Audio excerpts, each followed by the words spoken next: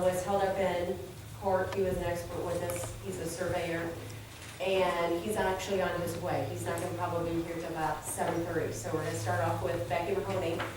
And she's from the Miami County, so, because we're all in this together.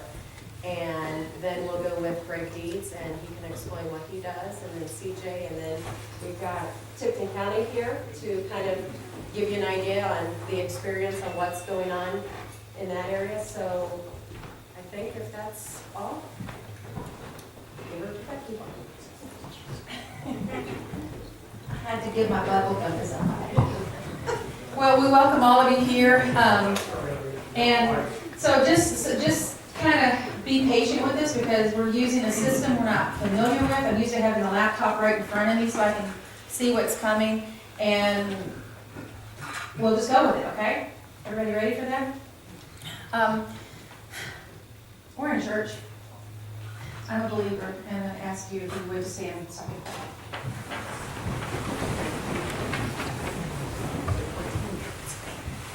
Gracious Heavenly Father, this land is yours. All of creation is yours. We have a group of people who are concerned and fighting for their homes. We ask you, Lord, to be here with us, to make our words gracious, to open eyes, to help us speak truth. And Lord, we just give this whole situation to you. In Jesus' holy name, amen.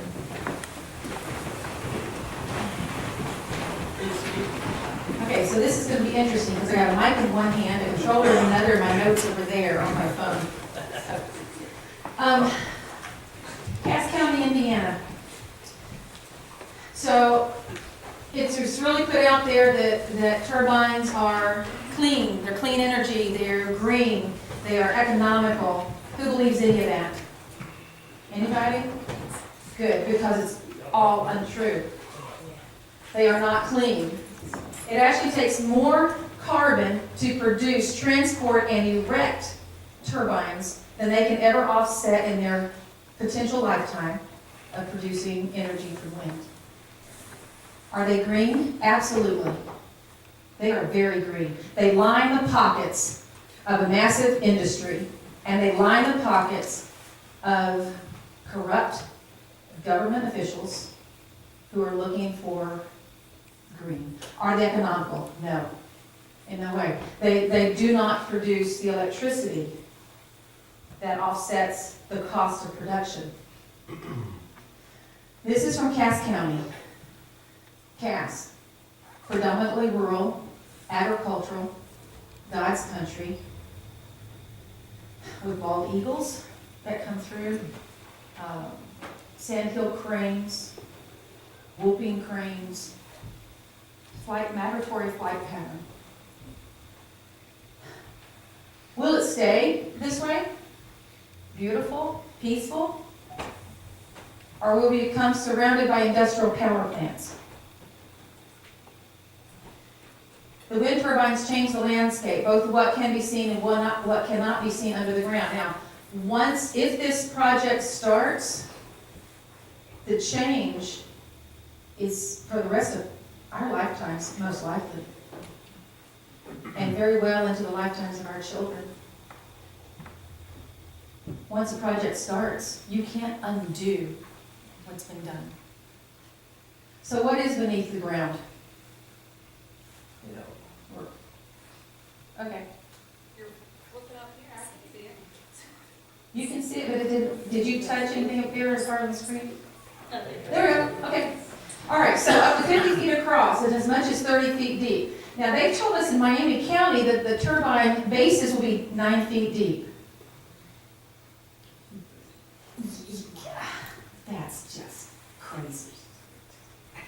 Crazy. 600 to 800 feet tall and have a 9-foot deep base to hold it. I think I was born yesterday.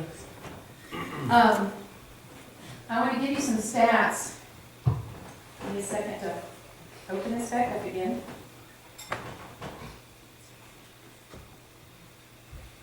All right, on these turbines, blades weigh 22,000 pounds. You know it takes 2 semi-trailers to carry one blade, right? The tips of the blades move at 178 miles per hour, and this is the smaller turbines. These are the stats on the 500s. It costs $300 million to erect a turbine. The Florida Power and Light Energy says a typical turbine site takes about a 42 by 42 foot square gravel area. Each tower, and a site needs at least 15 to 20 towers to make the investment worthwhile, requires a huge hole filled with steel rebar, reinforced concrete. For example, 1,250 tons in each foundation at the facility in Lamar, Colorado. And according to the Country Guardian, the hole is large enough to fit 3 double-decker buses. At the 89 turbine top of Iowa facility, the foundation of each 323-foot assembly is 7 feet deep, 42 feet diameter octagon filled with 25,713 pounds of reinforced steel and 181 cubic yards of concrete. The foundation at Wild Horse Project in Washington, 30 feet deep. At Buffalo Mountain in Tennessee, the foundations are at least 30 feet deep and may contain more than 3,500 cubic yards of concrete. Concrete takes a lot of CO2 to produce concrete. At the Zethlin Crows in Wales, the developer built a complete concrete factory on the site. This is not unusual. This is what they typically do. They have to put a concrete factory where they're doing it. It's irresponsible for a company to place these industries, these industrial machines, 1,000 feet from homes. Benton County, White County, much less populated, and those turbines are little compared to what's coming through here. This is a resident, Chatham, Kent, setback of 550 meters, 1,804 feet from homes. Now that says setback in Miami, that's Miami and Cass, is 1,000 feet for a 500-foot turbine. And that is an actual picture, that's not photoshopped in. All right, let's see if this is going to play. Like I said, excuse our technological challenges here. And if you can dim the lights too, that would be helpful. You're asking a lot of me now, Becky. I know.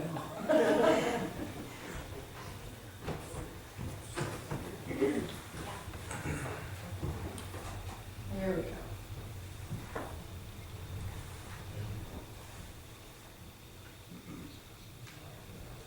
I don't know from any of you We're which. gonna play this over again so you can hear the sound. Sure. Let me get back here on people's way.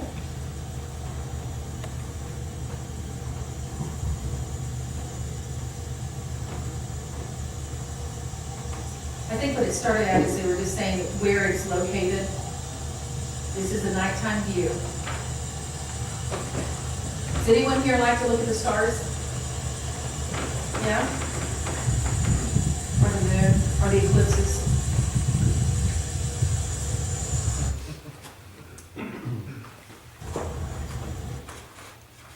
Okay, shadow flicker. Keep the lights down. Keep the lights down. All the way down. It's still daytime. All right, so there's shadow flicker, and you can go ahead and start playing this one too. There's complaints of decreased quality of life, annoyance, stress, sleep disturbance.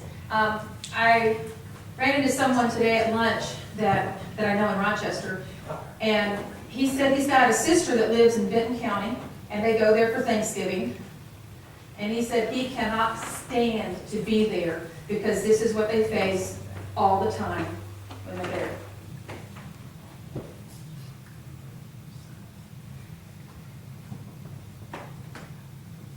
Shadow flicker, severe headaches, migraine, epilepsy, seizures from people who are photosensitive, cognitive dysfunction, not being able to think straight anymore. Here's another one. Go ahead and play that one. This says his home is over 2,000 feet from an industrial wind turbine.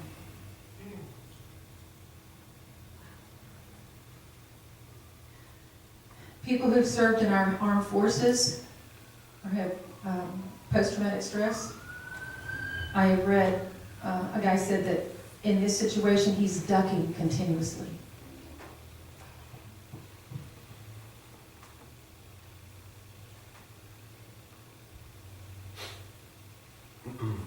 Ohio has a maximum of 30 hours a year that one resident can experience shadow flicker. Jeremy Kitson said, residents I know personally in Van Wert receive shadow flicker over 30 hours in 1 month during certain times of the year. To this date, nothing has been done to mitigate that. New Hampshire's maximum is 8 hours per year. Cass County, there's nothing in the zoning that addresses the issue. Another issue with wind turbines is the noise that they produce.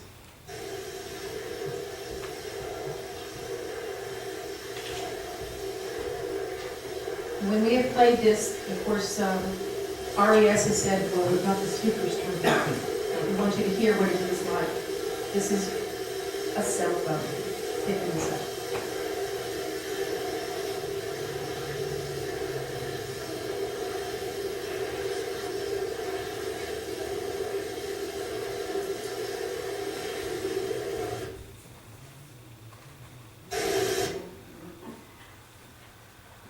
This one I'm going to let it play a little bit longer. Smoother still.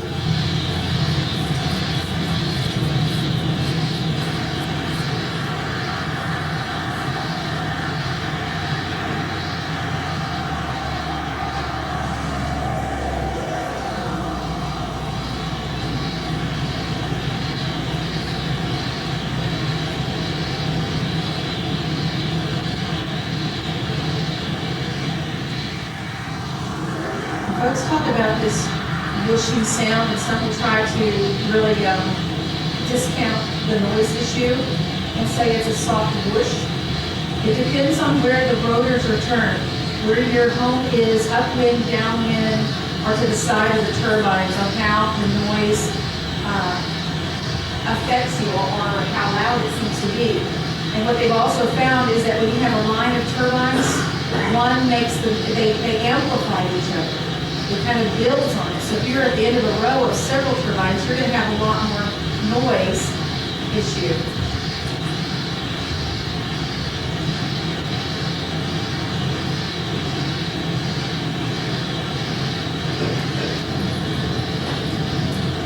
This will get in a minute to some other sounds that we'll hear or when the turbine blades are turning to face the wind. It sounds like a banshee.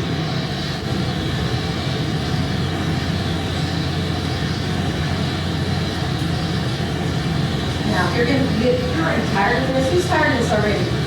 You tired of it? For sure. You know what, too bad, because if you have turbines around your homes, you get to listen to it all the time.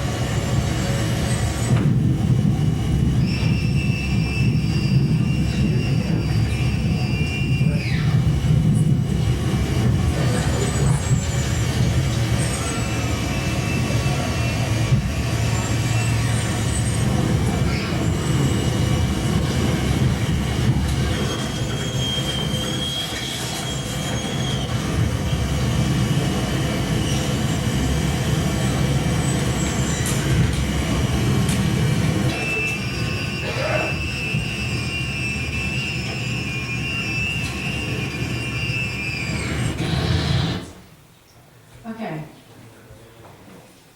Things that affect the noise levels are also humidity in the air. And you really don't know when this noise is going to be coming.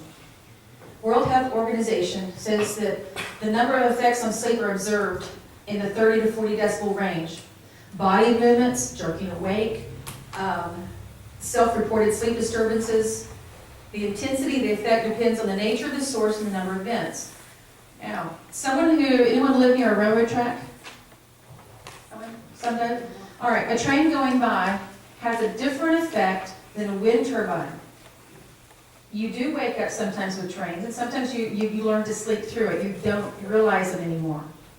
That's not been the case with wind turbines and the kind of noise that they produce. The World Health Organization says that 30 to 40 decibels is the safe, where you can Well, less than 30. They want it to be less than 30 so that you can sleep. Above 55 decibels, situations considered increasingly dangerous for public health. Adverse effects occur frequently. A sizable proportion of the population is highly annoyed and sleep disturbed. Now, what difference does it make if you're highly annoyed? That's right. We get annoyed at all kinds of things, right? What happens to your annoyance when you don't get to sleep? Night after night after night.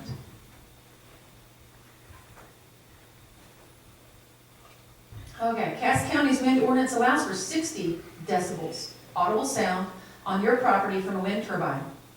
World Health Organization says 30 is safe. What happens when the max is exceeded?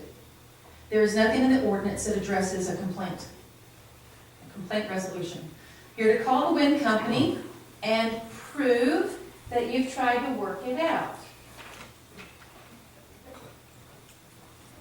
Earplugs, headphones, turn off. Does anyone like to sleep with your windows open when the weather's nice? Okay? And they tell you, well, are your windows open? Well, then shut the windows.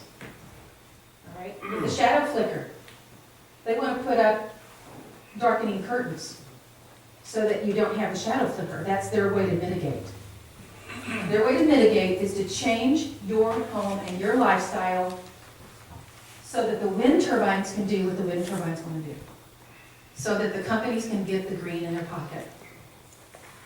If it can be proved that the wind company did not try to fix the problem, they can be fined $50. And it can double all the way up to $2,000. All right, and there's infrasound. Infrasound is the sound that we do not audibly hear. Our bodies cannot. It's 0 to 20 hertz. Scientific studies show numerous negative consequences on human health. Those scientific studies come from the aeronautics, from NASA. All right, they've done studies because their astronauts have to be able to survive when they go into space, and they found that infrasound, which we kind of perceive it as a vibration.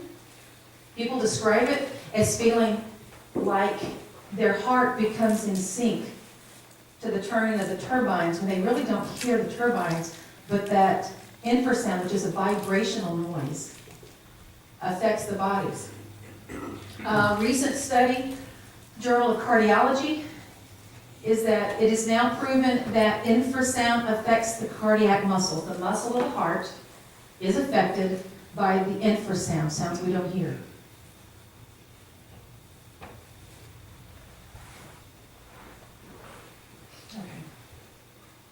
Study out Portugal, and I don't remember the exact name of it. I can find it for you if you want it.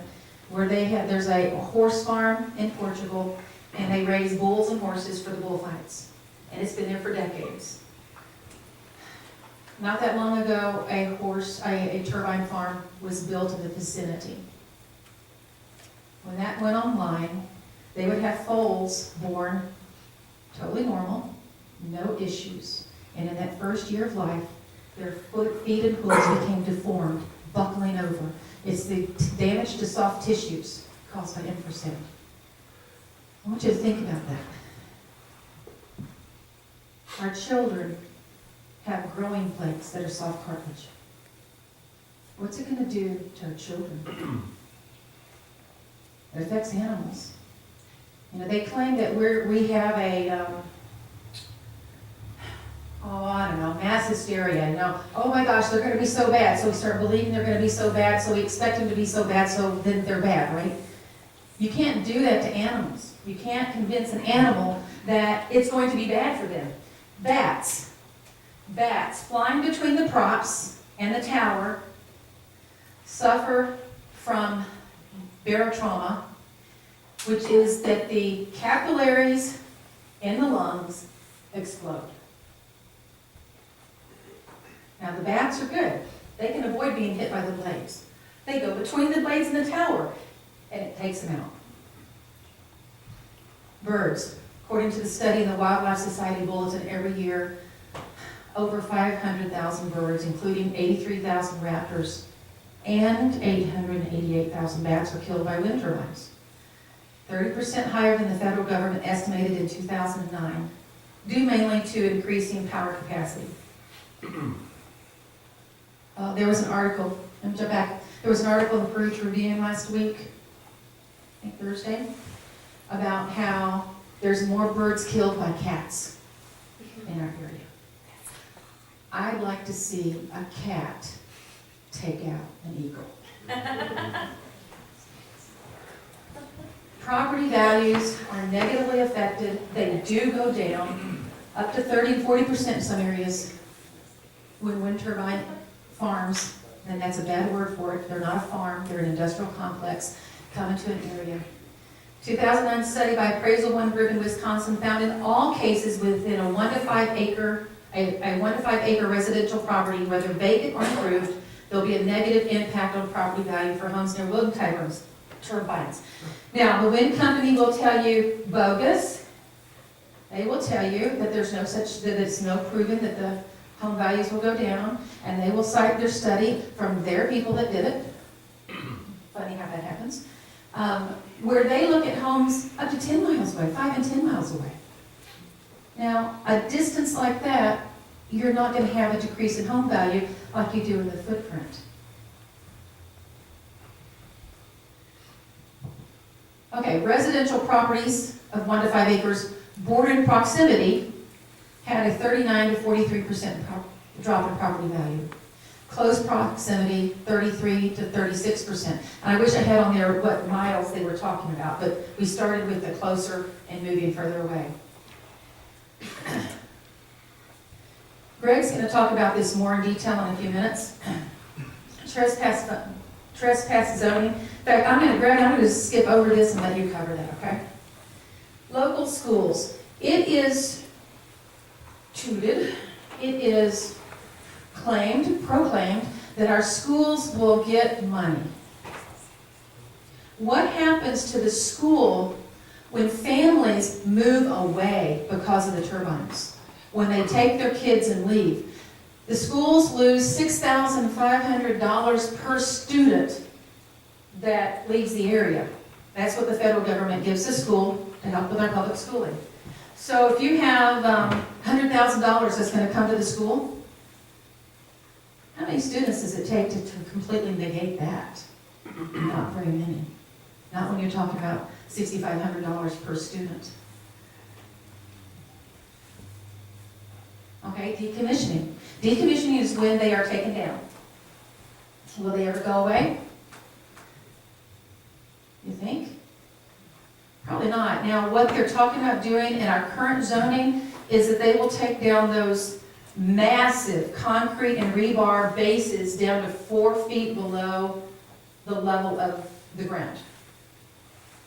Any corn growers in here? Anybody? How far down do the tap roots need to go to have a really good crop? I hear it's closer to, pardon? 6 feet? 6, okay. I've heard as much as 10.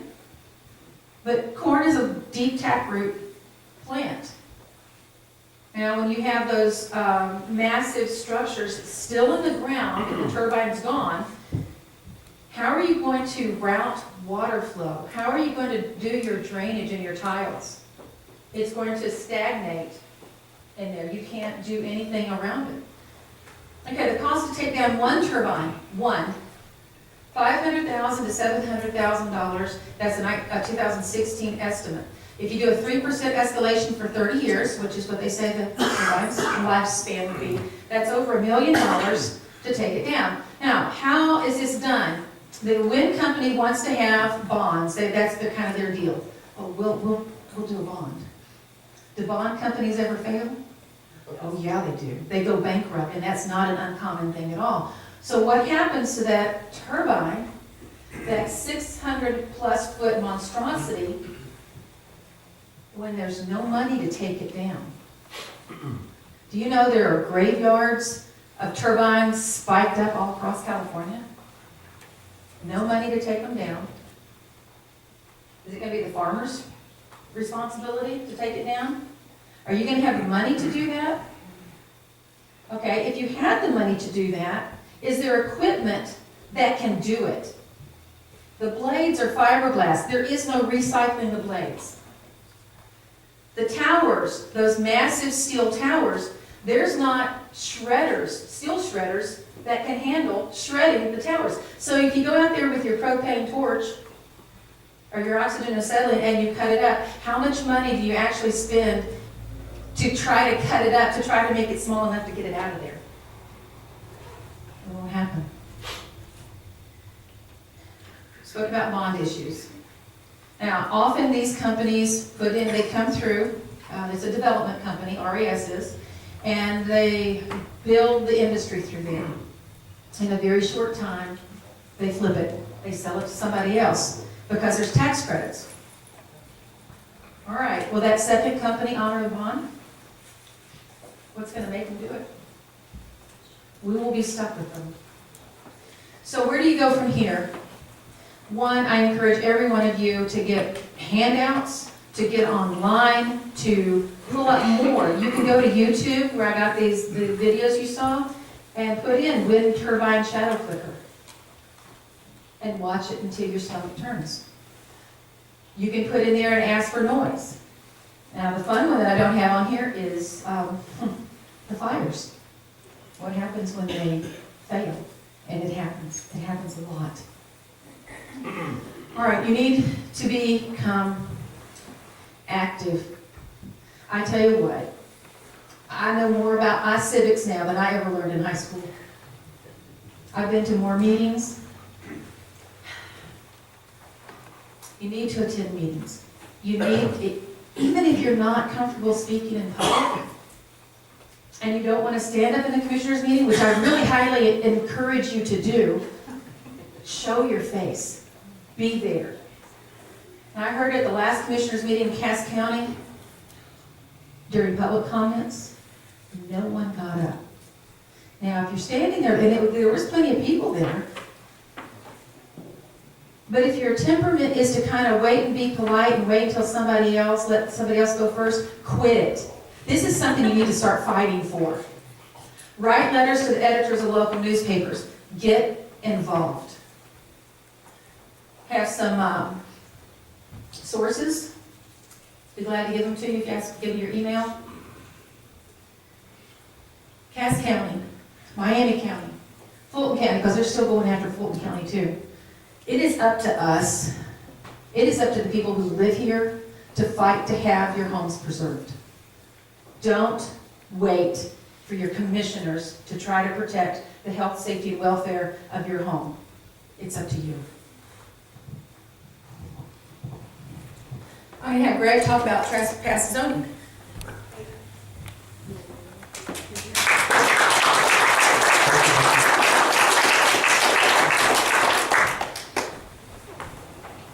Well, I'll give you a little history of me before we start, so you know where I am and what I'm from. I'm Greg Deeds, I'm a land surveyor. The very first job I ever had, I worked for Tom Newport, which I'm sure a lot of you know, he's a local guy around here. Moved back home to Miami County, lived just north of Denver, about a mile. Had my surveyor's license, so county came after me to become county surveyor. So I was county surveyor for 20 years. Did that for a while and decided, well, I was ready to go out on my own and have my own practice. Well, they needed a candidate to run for commissioner. So I ran for commissioner. There was a need. I guess that's what kind of my MO is. There's a need, so let's get Greg Deeds to help us out. So I ran for commissioner. I'll let you know I ran as a Democrat. Democrat in Miami County, that's not a very popular thing. I was elected for 28 years, different jobs. Never let politics. Didn't have anything to do with me. Just tried to do what was right. My last year as being commissioner was when wind farms first approached this area. They came to us, they were talking about putting up a tower. They wanted to see if there was wind available. Sounded like a pretty good deal. You know, put up a tower, see if there's wind, give money to the farmers if things work out, give tax revenue to the county. All sounded pretty good. Well, 2010 I left. 2011 they got the ordinance. So that's the ordinance that we have today. It's basically the same ordinance you have. You had a different ordinance to start with than 2016.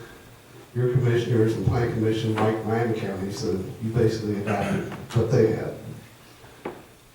That ordinance was created to promote wind farms. The idea was, let's get an ordinance out there, but let's make it really, really easy for wind farms to come in, because we didn't know all the bad things either at that time.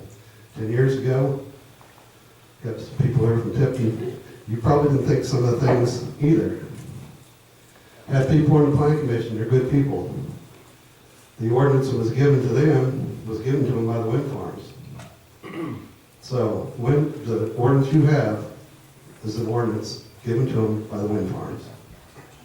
So it was to their benefit. We know everything we do now. We'd sure been working a lot harder a long time ago to get things fixed. But such as it is, this is where we're at. Enough about me and what I am, but I did want to let you know where I come from. Talk to you a little bit about what your ordinance says about your property and where they can place a turbine by the way it's written, the way the law is written today. And this addresses what we call trespass zoning. A tower must be 1,000 feet from your house. Now remember, these are 685-foot tall towers is what they're proposing. Only 1,000 feet from your house. Tower must be one blade length from your property line. These towers basically around 200 feet. So tower has to be 200 feet from your line. And if it's turned the right direction, basically that end of that tip's going to be at your property line. From the road, it has to be 1.1 times the total height, or a minimum of 350 feet. This is one thing you guys have a little bit different than we have in Miami County. And I guess it depends on your view, if you want to wind farms or if you don't want to wind farms, if this is good or bad. You folks that live south of 200 north, if they want to put in a wind farm, they have to go before the BZA, the zoning board, to get permission to do that. They will hold a hearing. If you're north of 200, there's no hearings. All they have to do is go in like you go in to get your building permit.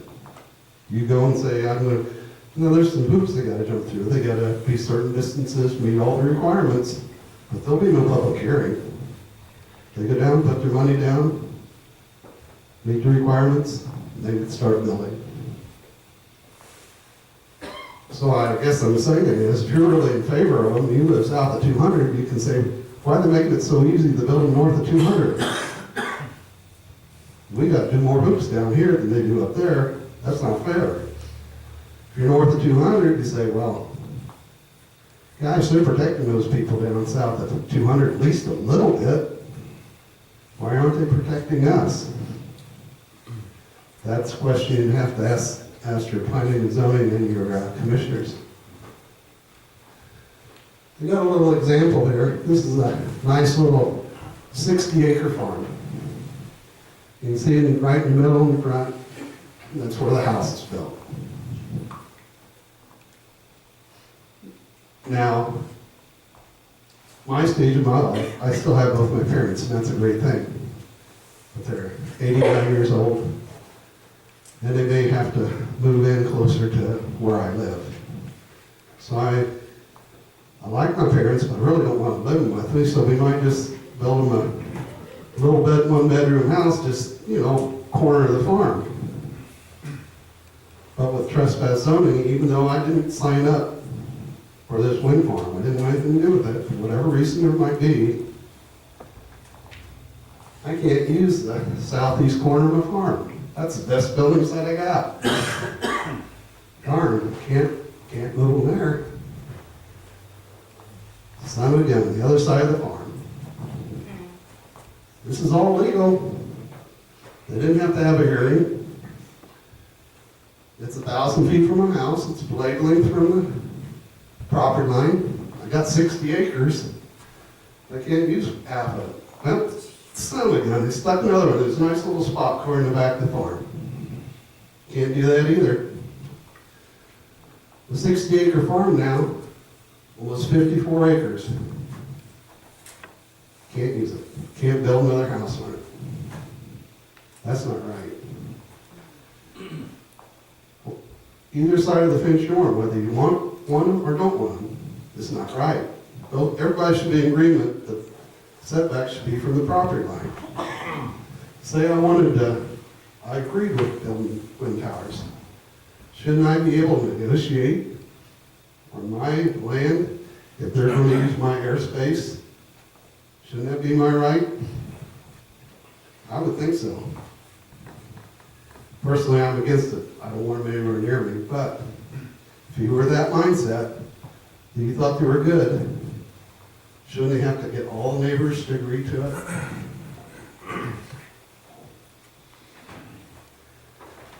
Someday I want to retire. I turned 62 years old. Got a nice farm. It's over by North Miami High School. This is the house I picked that I want to build. Got this one little smaller in the farm. It's in the back of the farm. It's wooded. It's where. Go ahead and go to the next slide. That's my farm. There in the bottom, that's with a little green around it, that's where I live today. It's just north of Denver, about a mile or so. Back here in the back where there's that X, that's where we got just a little cabin built. Just a little thing where kids would go sleep for the night. See, that's where I went back when I was a little kid. It's wooded. There's a creek at the bottom, drops off a bluff about 30 feet. It's beautiful. There's my building site. They built the tower, could build a tower 200 feet from my line, and that's a 1,000-foot circle. They don't have to pay me anything for it. I can't build there anymore. If that was a walnut tree, rather than a building site, and they did this and said you can't have that walnut tree, we're taking it, that'd be theft, and they'd be in jail. But with trespass zoning, it's allowed. So, something you need to think about. That's a legitimate reason, whether you're for or against wind towers, to have the setbacks from the property line. So, I don't know if you want to take questions now or want to wait till later and do it all. I'll just wait till later. Elizabeth's got a letter Okay. that she wants to read.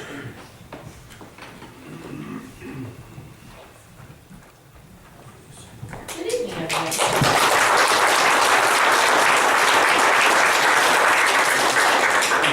I have a letter from Ryan Browning, who is running for Cass County Commissioner. He wanted me to read tonight. He has a prior engagement that he knew about well in advance before he ever said run for commissioner. So he sent a letter tonight and just asked me to read this to everybody.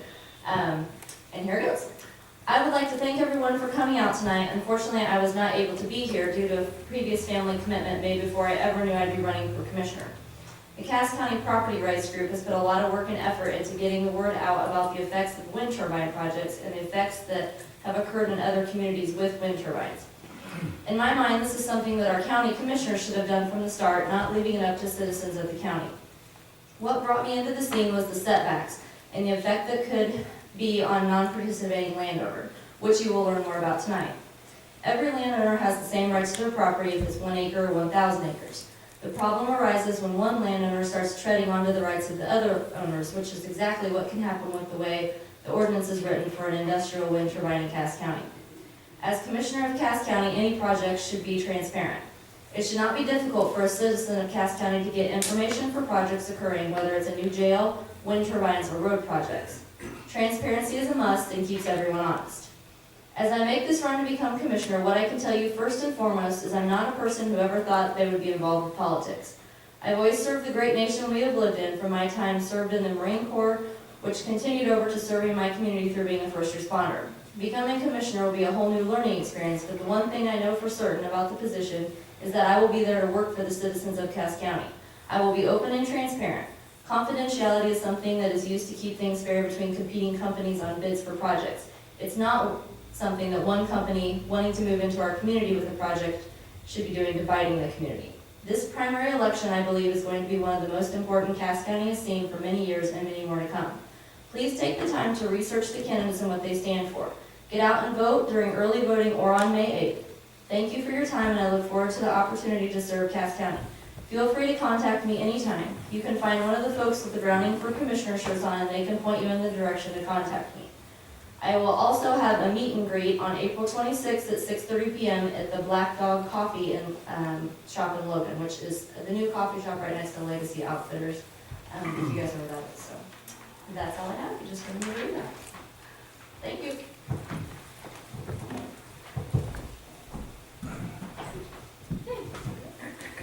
Hello, my name is Carl Lau. I'm from Mesa, Indiana. I grew up there, still live there. I work in Warsaw for an orthopedic company. I'm a mold maker, tool and die maker. I've been up there for about 24 years now. Initially, I'll be honest, I always kind of like turbines. I think they're cool, the engineering that goes behind them. There's a lot of work. But I was asked to create a model for the Miami County Property Rights Group, and I did. It's the one that's right inside of the door there when you walk in. It's a model on height, is what it was, just to compare the height to familiar structures around Miami County. And I had it at a meeting, and Commissioner West liked it, and he said that it failed to show the setback.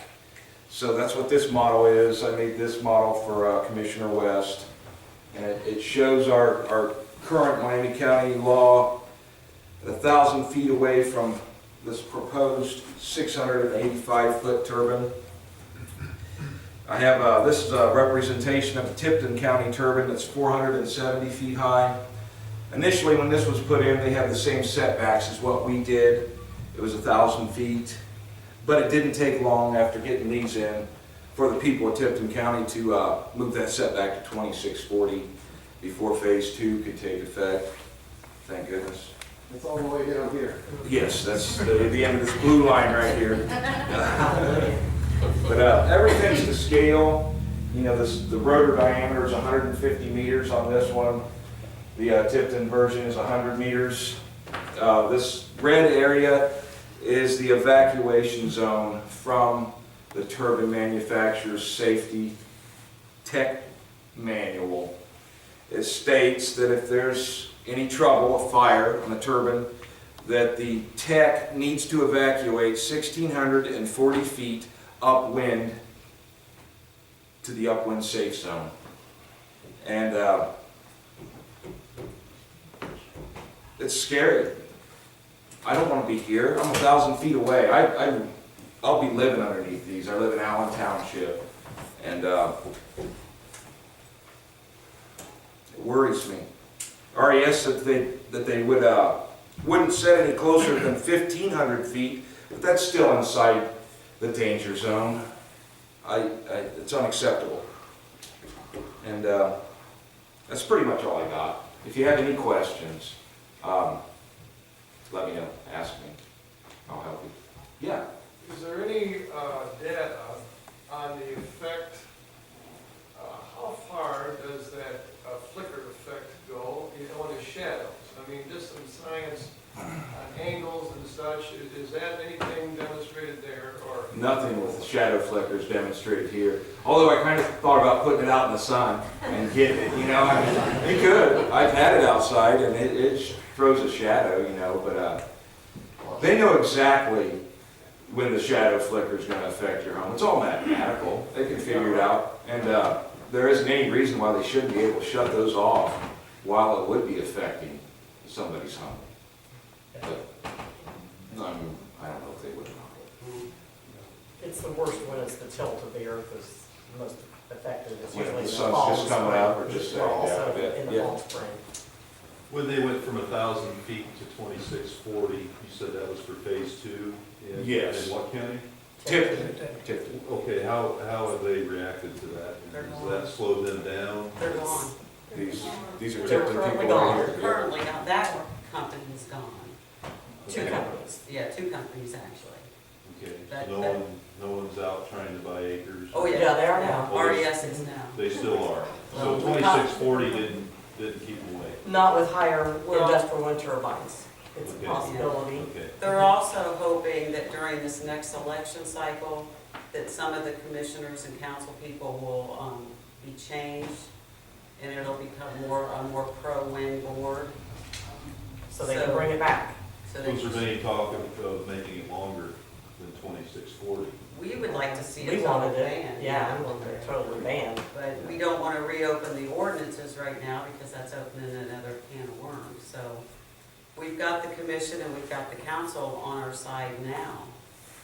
But How tall are your turbines?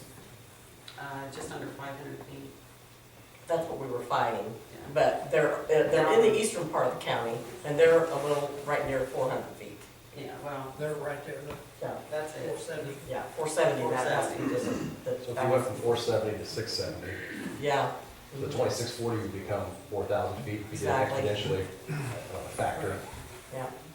So what's the reasoning given for not accepting a ban? CJ, you want to give them the An mic? outright ban? Thank you.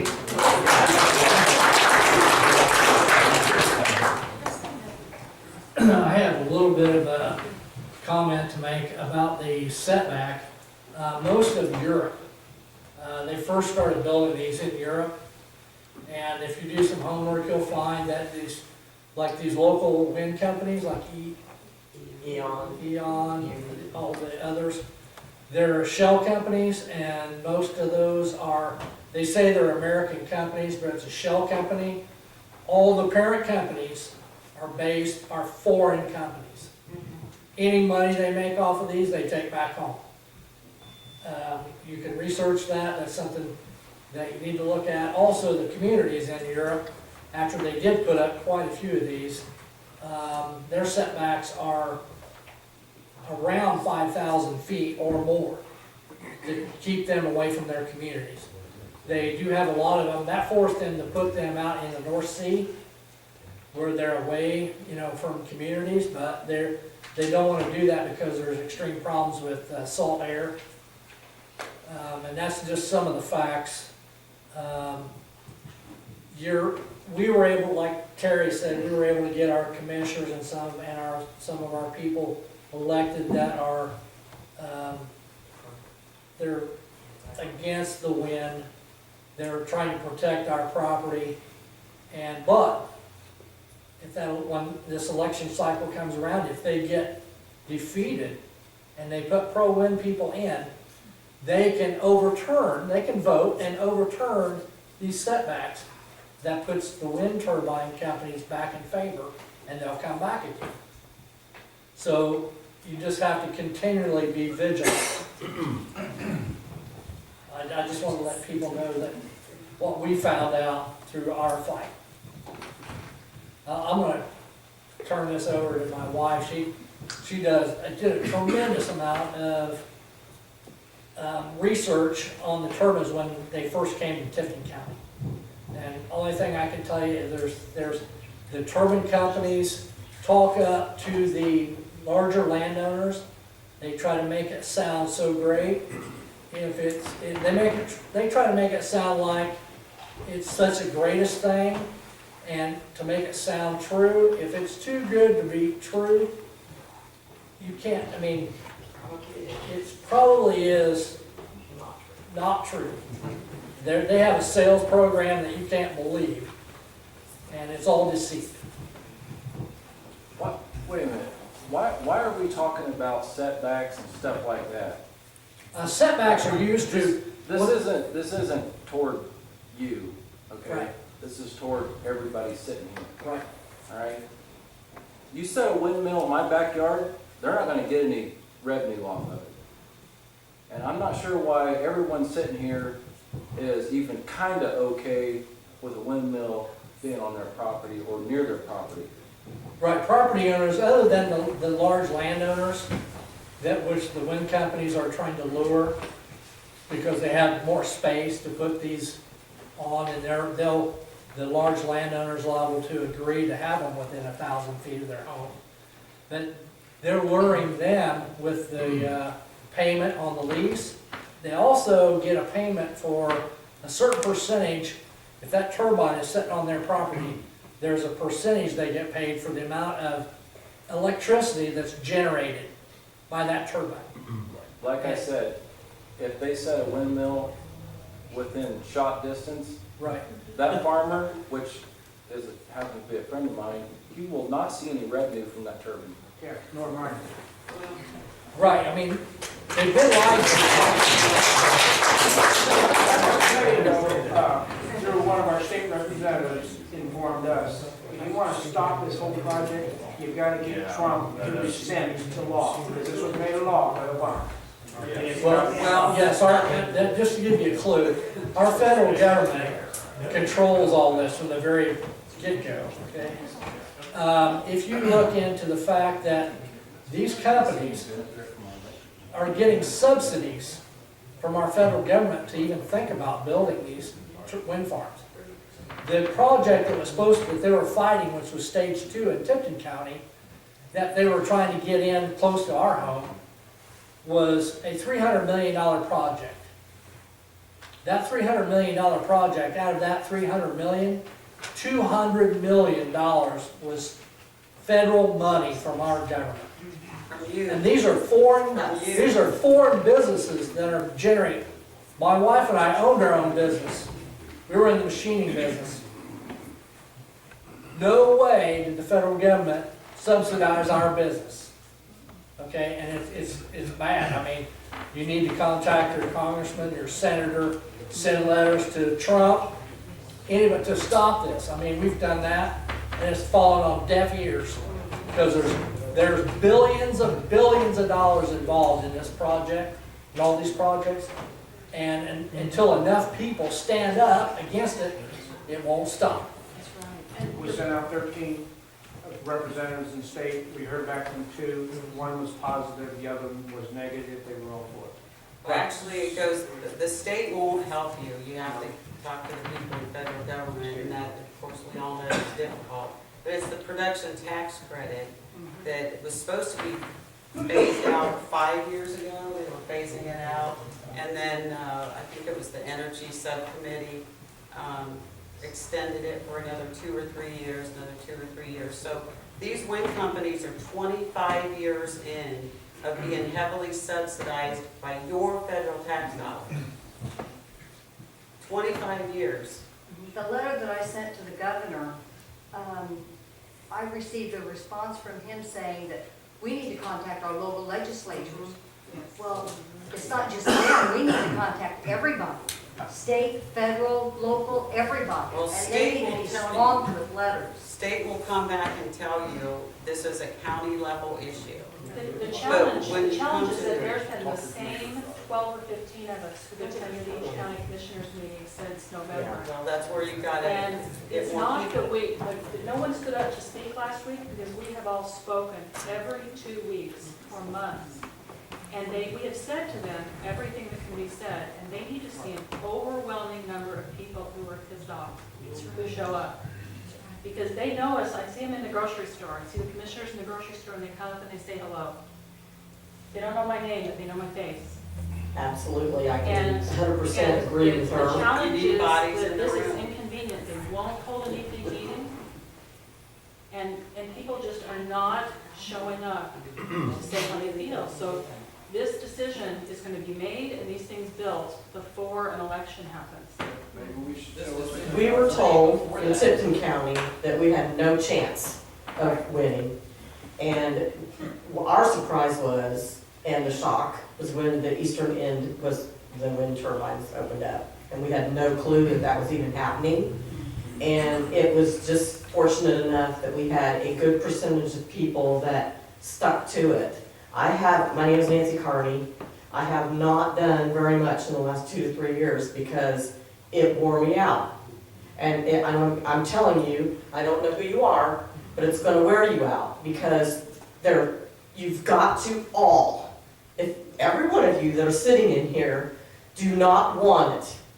I know a lot of you work, but for those of you that don't, you need to go to every single meeting they have. And I'm not talking just county commissioners or county council, I'm talking BZA and planning commission. And I can tell you right now, Terry and Mark and Dan and I went for 3 years straight. Now, not all of that was to fight the wind turbines, but it was a good year and a half of us doing that. And I went to every single meeting that I could. And you have to have people that are brave enough to speak. If you don't know how to speak, you need to find someone that can write a speech for you. You need to practice it and get over it. If you do not want these, you will step forward and you will go to those meetings and you will show support at every single meeting that you can be at. It can't be relied upon only 3 or 4 people or 10 or 12 people to be the ones to constantly speak or to write letters to the editor. I hounded them in Tipton and Howard County because I'm in the northern part of Tipton County and the line for Howard County is right there. And so our newspapers in the northern part were mostly from the Kokomo Tribune. And so those people weren't getting any of the Tipton Tribune papers, okay? But you have a 3-county-wide situation here. You need people from all 3 of your counties to be helping you at all 3 of your meetings if you can. And it's gonna take a lot. But you can do it, and you can fight this. And I'm telling you what, I gave up my granddaughter that's in college right now at Purdue. I gave up being with her senior year a lot because I went to more meetings to fight stuff, but I did it in the long run in the hopes that my grandchildren or even my children that come visit me will not have to put up with these. Right now, we don't have them. We've heard and we know that RES has been back in our county because of the higher heights. That's one thing we didn't get in our ordinance, was the higher height limitation. We went with the 26, 40 feet and convinced that that was going to be good enough to stop them. It did stop them, but that may not be good enough later on. I could tell you lots of things, as my husband said. I will tell you my story. My mother was living with me for 7 years. She was dying the last month and a half of her life. I didn't get to go to my church during that time. And to turn on towards that church, it faces east, which faces to where the wind turbines was. She died on December 3rd of 2012, and I was reading a newspaper article that a lady had put in the paper about we need to fight the wind turbines, they're bad, they're this.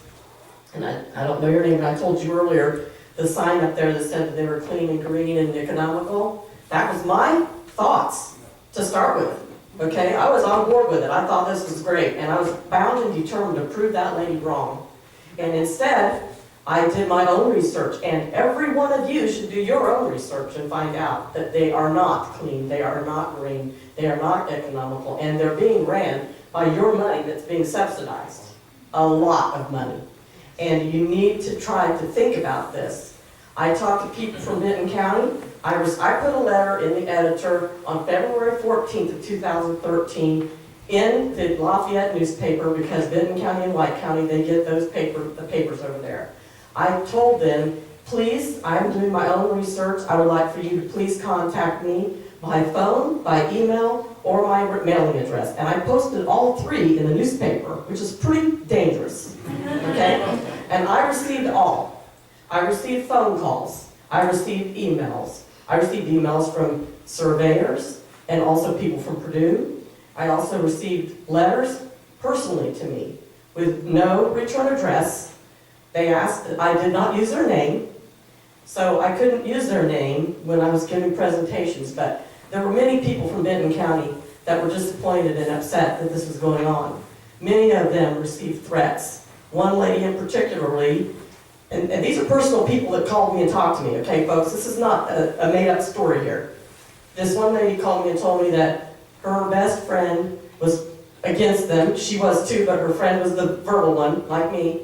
And she ended up having her car, the windows smashed in her car, all of them, and all 4 of her tires, 2 separate occasions. So, and there was others, okay, I could go on and on, but I know there's another speaker that is up here. So, You need to be the ones, all of you. If you're packing it here, you need to be packing it at those meetings. You need to help this lady out, and Laura back there, and others. I'm sure there are others. But you can't rely on the same ones to be the speakers all the time. You've got to start realizing that this is for yourself, for your children, for your friends and your neighbors that want to come to your house. And I'll say one more thing. I have a friend that lives in the wind farm in Tipton County. They did not know that they were coming to their home until the day they brought the blades down their road. Now, they were supposedly supposed to be given letters. They did not receive them of notification, okay? They may be doing it now because they've been warned, but I don't know that. But anyway, they had a dog. These people both worked at the time. They had a dog that would be in the garage during the winter with heat and the summer with air conditioning, but every time the father would come home, or the mother, whichever was first, he would be at the door waiting to get out to go run and everything, okay? Happy as can be, run, walk around, and all that stuff. And the first day they turned the wind turbines on, the father came home, he went to get the dog, couldn't find him. They didn't know where he was. He opened the door and couldn't find him. He was burrowed in the corner as far as he could, shaking like a leaf. That the father had to literally carry the dog out of the garage to get him to walk around and everything. And so I could go on about people that have kids that were affected and everything. You just have to start doing your research. If you research just industrial wind turbines, you're going to probably get all the sales pitches. You need to start entering things like complaints and problems and health issues and things like that. Thank you very much, and I'm sorry it took more time than you probably wanted.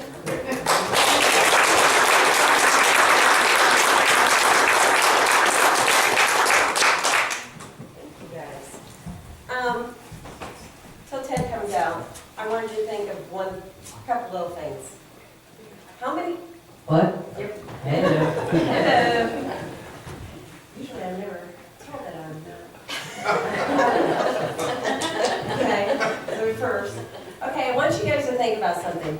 How many counties do you know have had wind turbines that haven't had a second phase, third phase, fourth phase? That wasn't, unless it was stopped. So just keep in mind, because I know we've got some Jasper and some Pulaski and we got Cass County. Once they start one, it's easy to keep going because you already got everything connected. So just keep that in mind that it's going to keep going on. And if you think you're safe in a certain part of the county, you may be safer now. But trust me, there's a plan. It's never going to stop at one. The other thing is, Ted kind of put on there, I was driving by to Iowa and saw our son this weekend. And I wish I had my camera. But I looked at so many like big farmhouses. Well, then right next to it, then you saw like the smaller retirement home, or you saw a mobile home, or you saw a carriage barn type of garage. Well, keep in mind on where these placements of these turbines are going to be, you're not going to be able to do that. So it's something that happens all the time. I mean, I know you guys drive by and you see these places. So that's not going to happen. So, okay. I will give it off to Ted Harkey, Mr. Speedman.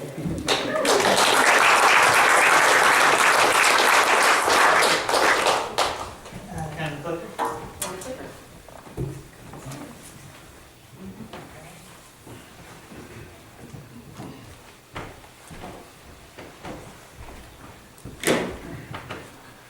Okay, the last time I did this, I did it in Miami County. I watched my own video. I was bored out of my mind, so I'm gonna speed it up this time, okay?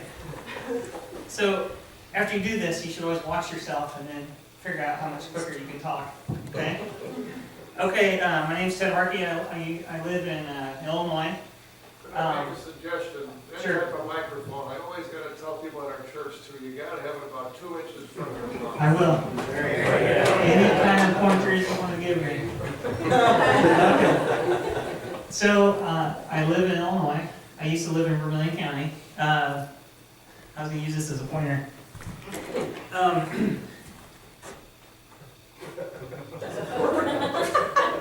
It works, but not on the screen. Look, on the wall.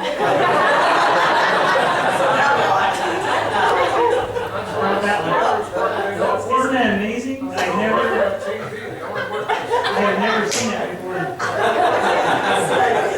Nobody works on a movie screen. Okay, TV. that was really unexpected. Okay, You're doing a fine job. so, We're not leaving, keep going. okay, so this first screen has my old address of my house I used to live at in rural Fithian. Invenergy constructed their wind farm in 2012. They turned on electricity in January 2013. I had a real good relationship with the construction company, Invenergy, the wind turbine company, all of my neighbors. We were all living in harmony, everything was great. And so as soon as they turned them on, we had problems. And we didn't know what to do. The first thing we did was call them at nighttime when we couldn't sleep. And Invenergy turned off the wind turbines 51 nights between January and May of 2013. After they dismissed us and no longer worked with us to let us sleep in our house, we stayed in the house for about 5 more months, and we finally left our house on December the 22nd, 2013. We abandoned our home. The turbine size, they are a GE 1.6 megawatt -100 turbine, which is approximately 495 feet tall to the tip of the blade. After we abandoned our house, we moved into a double-wide mobile home. It was my wife's deceased grandmother's mobile home, and we lived there for a year and a half. Okay? So July the 4th, 2015, a year and a half after we lived in a mobile home, my wife and I had saved up enough money, and we were able to leave the double wide, and we bought another house, and my new house is 49 years older than my old house. So I kind of downgraded houses in this whole ordeal. This is my family. That's my daughter Sophia, and that's me. That's my wife Jessica. That's my son Philip. And this was Christmas 2012. So imagine all the turbines were in place. None of them were turned on yet. We didn't have any worries at all. I'd never complained about construction, dirt roads, any problems whatsoever. I was just going to get through the construction phase of the project, and it was going to be over with, and everything was going to be fine. All right, so everybody knows in the 1970s, smoking was everywhere. So this is a picture of a restaurant in the 1970s, big red box. And then in the 80s, we began to realize that smoking is pretty annoying for some people. So then we had no smoking sections. My mom always asked for no smoking sections in a restaurant. So then we learned more. People complained. And now in 2008, the state of Illinois restricted smoking within 15 feet out the front door of a restaurant. And this is where we are now for wind turbines. The smoking section reminds me of 2,000-foot setbacks in Miami County that they're trying to do. And this is where you need to be, okay? Because we're learning over time. We're behind the curve. So, there's a lady named Mary Barra. She's CEO of GM. She got put in place to clean up the mess with GM's ignition switches. Everybody remembers people driving down the road in their car, and the people had lots of keys hanging off their keychain, and that was wearing out the ignition switch. And cars were, I think, turning off while people were driving, and the car was dead, couldn't steer, and never had good brakes, and people were wrecking and dying in their cars. She was hired to clean up the mess. Well, she did some house cleaning, and she goes around to colleges and does speeches, and one of her things is, hope is not a strategy. You can't sit back and hope that things are going to be fine because your county leaders are figuring this out and you can trust them. Well, that's not the case, but I've learned. And she also said we need to address problems quickly before they grow, and problems don't go away. If you ignore them, they get bigger. And this is a big one. We have to rethink outdated assumptions and expose an incorrect justice. When I'm talking about outdated assumptions, I'm talking about when a company comes to you and says, hey, let's look at Benton County. Oh man, Benton County loves turbines. Well, those are 350 foot tall. I don't think they have anything bigger than 350 foot. Is that right? So think about Benton County for a minute. I think the 1,000-foot setback in Benton County might have been okay for that small of a turbine, okay? So, let's go back to where I made my terrible mistake. In the summer of 2010, before any turbines were built, my wife and I loaded kids in the car and we took them to north of Bloomington, and I took my one kid to church camp, okay? On the way, we drove by a 325-foot tall turbine. We stopped at the turbine, we pulled in the driveway for the access road, and we got out of the car, and those particular ones were 400 foot to the tip of the blades. And we stood there for 20 minutes. The turbine was going. I could hear a tractor a mile away. Birds were chirping, and there's a nice whoosh, whoosh, no problem. And I turned to my wife and I said, see, we have nothing to worry about. All this stuff we've been kind of hearing little bits about, not a problem. In 20 minutes, my kids were bored. It was time to go, and we left. My mistake was I only spent 20 minutes next to one. It was in the daytime. I didn't go look at one at night, and I had no idea what was coming. This happened to be in northern McLean County. The rotor diameter of these turbines that are 400 foot tall is 1.04 acres. So we have a 1 acre rotor diameter spinning in the air. And I thought these were going to be fine. Let's fast forward to my house. That's my house. The turbine behind my house is 495 feet tall to the tip of blades. That rotor diameter is 2.03 acres. That's double the rotor diameter compared to the one I sat next to on our way to church camp. How far from your house is that? Okay, that turbine is 1,665 feet past my house. 1,665 feet. Looks like it's in your backyard. I know. The next closest turbine, the third nearest, is 3,147 feet. So that is a 500 foot tall turbine, 3,147 feet past my house.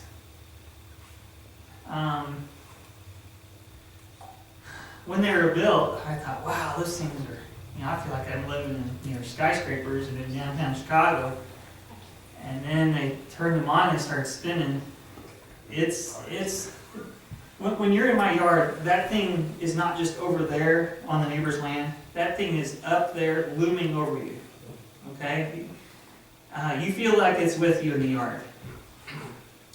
Okay, so I went to Tennessee and I was doing the same type of speech there. And this image is for a 660 foot tall turbine, 4,000 feet away from this church.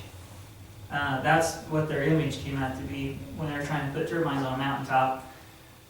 When I saw this, and I saw that distance, I told them they're being very misled, because that certainly doesn't look like the same scale as what the actual photo was. Okay? Alright. This photo is taken in my front yard. That's the second closest wind turbine from my house. That's 2,225 feet away. Then the fourth closest is 3,454 feet away. Alright? This particular turbine is 2,225 feet away. That's the one that I would have chosen to have torn down, because that is upwind from me. Therefore, we were in the exhaust of that turbine most of the time. This is a turbine that also caused us a whole bunch of shadow flicker at my house. And here I just noted on this that my first complaint was on January 22nd, 1:22 in the morning, and I said, the turbine's are unbearable tonight. We've had several nights of problems, and we need to talk. I've been awake for 45 minutes praying for a wind direction change or speed change to quiet the machine noise. At that time, we had audible, grinding audible noise in our house like a diesel truck parked in my driveway. So then there again, I pointed at the turbines that are those distances away. Everybody remember Benton County, right? We So- know Mary. We know her. We know her well. Yeah, Mary Slaughter, she's great. Yes, sir, we know her well. I think her nickname is salad dressing. So, Mary Salad Dressing, Yeah. um, I was in church. I met her for the first time in Rush County, Indiana. And I went to this Rush County meeting thinking that I was just gonna contribute a little bit. I showed up there and they said, "Well, we're glad you're here. You're our only speaker." So I sat down and they went first. And then I went and did my presentation. After I got done, they had a 10-minute like redirect, and Mary Salad Dressing said that Ted Harkey's problem was extreme, and we are not in Benergy. Okay, so his problem's extreme. She was not in Benergy. I gathered that. That's fine. And then she bragged about how Benton County turbines are no problemo. Okay. And I remembered that. So I got my last 10 minutes in after she was finished, and I said, you know what the problem is here is the Benton County turbines are 350 foot tall. Mine are 500. Mine are the tallest turbines that ever have been built in all of Illinois and all of Indiana. I'm the only person within 100 miles of here that's ever lived next to a 500 foot tall turbine. The next closest people are dealing with these 350 foot baby turbines. And she said that Benton County is no problem. Well, February 22nd, 2011, there's a Journal and Courier article. So in 2011, at Tippecanoe County, they were having hearings, and Tippecanoe County commissioners ultimately approved in a 2-to-1 vote for higher sound limits. After this guy testified, he said, "Rumble, rumble, rumble, like an approaching freight train or thunderstorm rolling in." That's how one neighbor of a Benton County wind farm described the noise. Man, this guy, he had it. So then I thought, from now on, I don't think You should take your cleaner now, or your phone might be slowed down. I hope that my phone doesn't say, "You have reached your destination." Let's turn this off here before it starts talking to us. Okay. So, you know, she bragged, and all these wind companies want to say that, hey, we got these turbines everywhere, and nobody complains. Man, that's a lie that's repeated so many times that it's pathetic. Okay? Let's keep on moving so I don't get bored myself when I watch this later on. Oh no. Let's go back. Okay. All right. So this is my house. I've gone to Sanilac County, Michigan. And I didn't have pictures of my own house, and when I was there, there was a pro-wind guy, and it said, "Your house is just probably a big piece of shit." And I decided from then. I decided at that point in time that I'd show that it's not. It's really nice. I did that garage on there. When I bought it, it didn't look like this. So when you see a house, people will just say, "Oh, that's a nice house." But what you have to think about is this house right here. Inside the house, you have Shadow the dog. He lives in the garage. Philip's bedroom is there. My son was, I think, here 8 years old when this all started. That's my daughter's bedroom. She's 5 years old when this starts. And that's my wife and I. Mom and Dad's bedroom is there. And there's nothing between Philip's bedroom and Sophia's bedroom except for air in between those walls straight to the turbine. That's an Energy's wind turbine over my backyard, straight in the back. That's the closest one. This is standing in my backyard. That's the closest turbine, and then the next one beyond it. Clearly in summertime, those are fully grown cottonwood trees. Those are probably 60 foot tall down in the creek and across the other side of the creek between me and that wind turbine.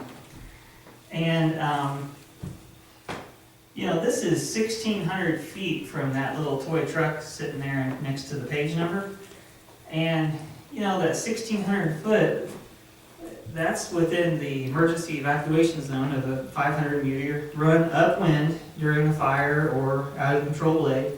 That's within that evacuation zone of a GE wind turbine like this. So this is definitely an easement they have across my land that they never paid for.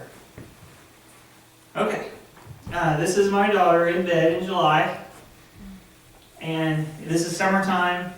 Turbines have now been, they quit turning off the turbines at night so we could sleep. This is 11 o'clock at night, and my daughter's awake. She's very upset. No one can sleep. And I get called up to her room, and we're talking, and we're kind of packing pillows around her head. And we can hear it, the humming noises in her room. And she said, "Dad, I have an idea." She jumped out of bed, she ran to a toy box, she dug around, and she pulled these out. These are Hello Kitty headphones, okay? She said, "Can I wear these to bed?" And I said, "Yep, let's try it." So there's a cord on these Hello Kitty headphones. We tied a good knot on her little earpiece on the one side. That's that black glob, so she won't choke over the night. And she kept these headphones on her bedpost for the rest of the time that we lived in our house. And I think it's really pathetic that me as a dad, I have my small children in my house, in their bedrooms, in their own beds, wearing headphones so they could try to sleep. This did not work very good. And when I see this, I think to myself that, headphones are for kids at tractor pulls and demolition derbies. You guys have those here? Tractor pulls and demolition derbies. Not in their own bed at night. And when you have a wind company tell you that these things are going to be fine, you have them sign a piece of paper that says all the children will be able to sleep in their own beds at night. And we guarantee that, and if it doesn't happen, we will buy that person's house and get that family out of the way so these kids can sleep and learn and be productive adults when they get bigger. And I want you to ask them if they have standard issue Hello Kitty headphones for all the children. I bet they don't want to talk about that. I bet you that they'll never sign a document that says all the children will be able to sleep in their own bed at night. If these things are truly safe, they should sign that. But every time I've asked the question, anywhere I've been, in any testimony, no one wants to touch that question. That's an awesome question to ask. This is my daughter's bedroom window. That's the closest wind turbine. When you see photos of turbines, they look very benign. It's just a stick in the air. But you have to remember, these things spin, and that thing fills up her whole window when it spins. Let's go back and do that again. So the thing takes up the whole window when you look out the window from inside of her bedroom. All right, this is a sad picture. This is, here's what happened. We kept finding our kids have moved themselves from their bedrooms down onto the couch and the recliner in the living room. The living room is the most centered portion of my house, quietest room that we have. And you can see my kitchen in the background through that doorway. To the left, you can see my foyer and my front door. And this bed, that's the biggest one closest to us, that's Philip's bed. The far bed is my daughter's bed, and then the close one that you see the footboard on, that's my wife and I's bed. So these got in here because we kept finding our kids out in the living room, and one night it was very noisy. I went to go check to see if the kids were awake, and they were on the couch and sofa. And I came back in my bedroom, I said, "Jess, it's actually quieter in our living room." So at 2 o'clock in the morning, we took our top mattress off, we drug it into the living room, and we slept on top of our mattress on the floor in the living room the rest of the night. Or we tried to sleep in there. The weekend came, and I woke up on Saturday morning, I went upstairs, I broke down all the beds, I took apart my bed, and we moved them all into this room, and we took our living room furniture and we shoved it into our bedroom. This is how we lived from about, I don't know, the last 2.5 months of our house. We had this. And one of the things that would happen is people would come over to my house. A neighbor, employee, or family member like my brother coming in my house, and he walked in and he stopped at that doorway, and he said, "Ted, what the hell's going on here?" And I said, "Rich, you know, I've been talking about how we can't sleep in our house here because of the turbine noise." And he said, "Yeah." And I said, "This is our quietest room. This is where we're sleeping." He said, "I didn't know it was that bad, Ted." I was like, "Seriously, really?" I mean, people don't, until you walk in my room, into this house, then it finally sinks in that there's something wrong. This is a house with no beds in the bedrooms. How many houses have you been in that have no beds in the bedroom? Now, it was very embarrassing for me to have people come over and see this, that look how we were camping in our living room, you know. Okay, I think that's all I had to say about that. This is a map layout of where my house is in relationship to the wind turbines. This turbine here, that lowest one on the edge of the screen, that's 2,225 feet away from the house. You can see how it's southwesterly of our house, which is that yellow star. In the midst of all this, we had neighbors who, it's kind of in the center of the screen, a little blue dot, that was my neighbor Dave and Jean Miles. When we had these turbines shut off 51 nights, we didn't know that we had been protecting them the whole time also. As soon as they quit turning off turbines at night, Dave and Jean Miles suddenly had a lot of problems because they were waking up, previously not knowing that we had the turbines shut off, but now they're running and they were not shutting them off anymore.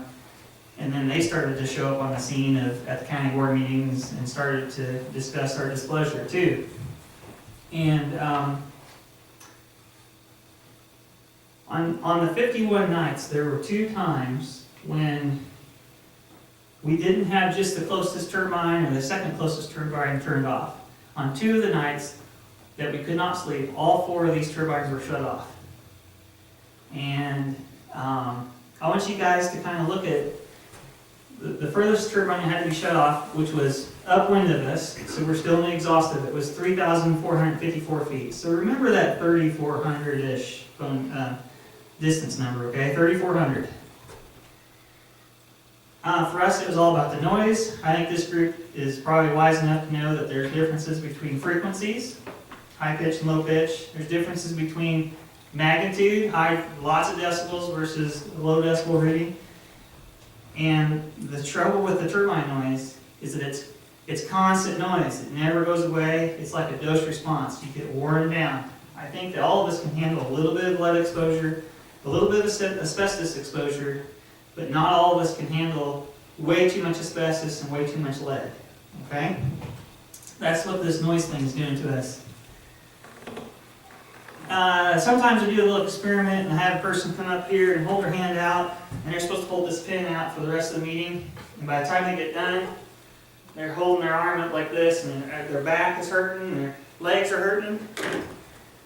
Well, holding this pin up doesn't hurt you, but holding it up for a whole day, you would be very sore when you got done with that. And that's what this noise does, it wears you down.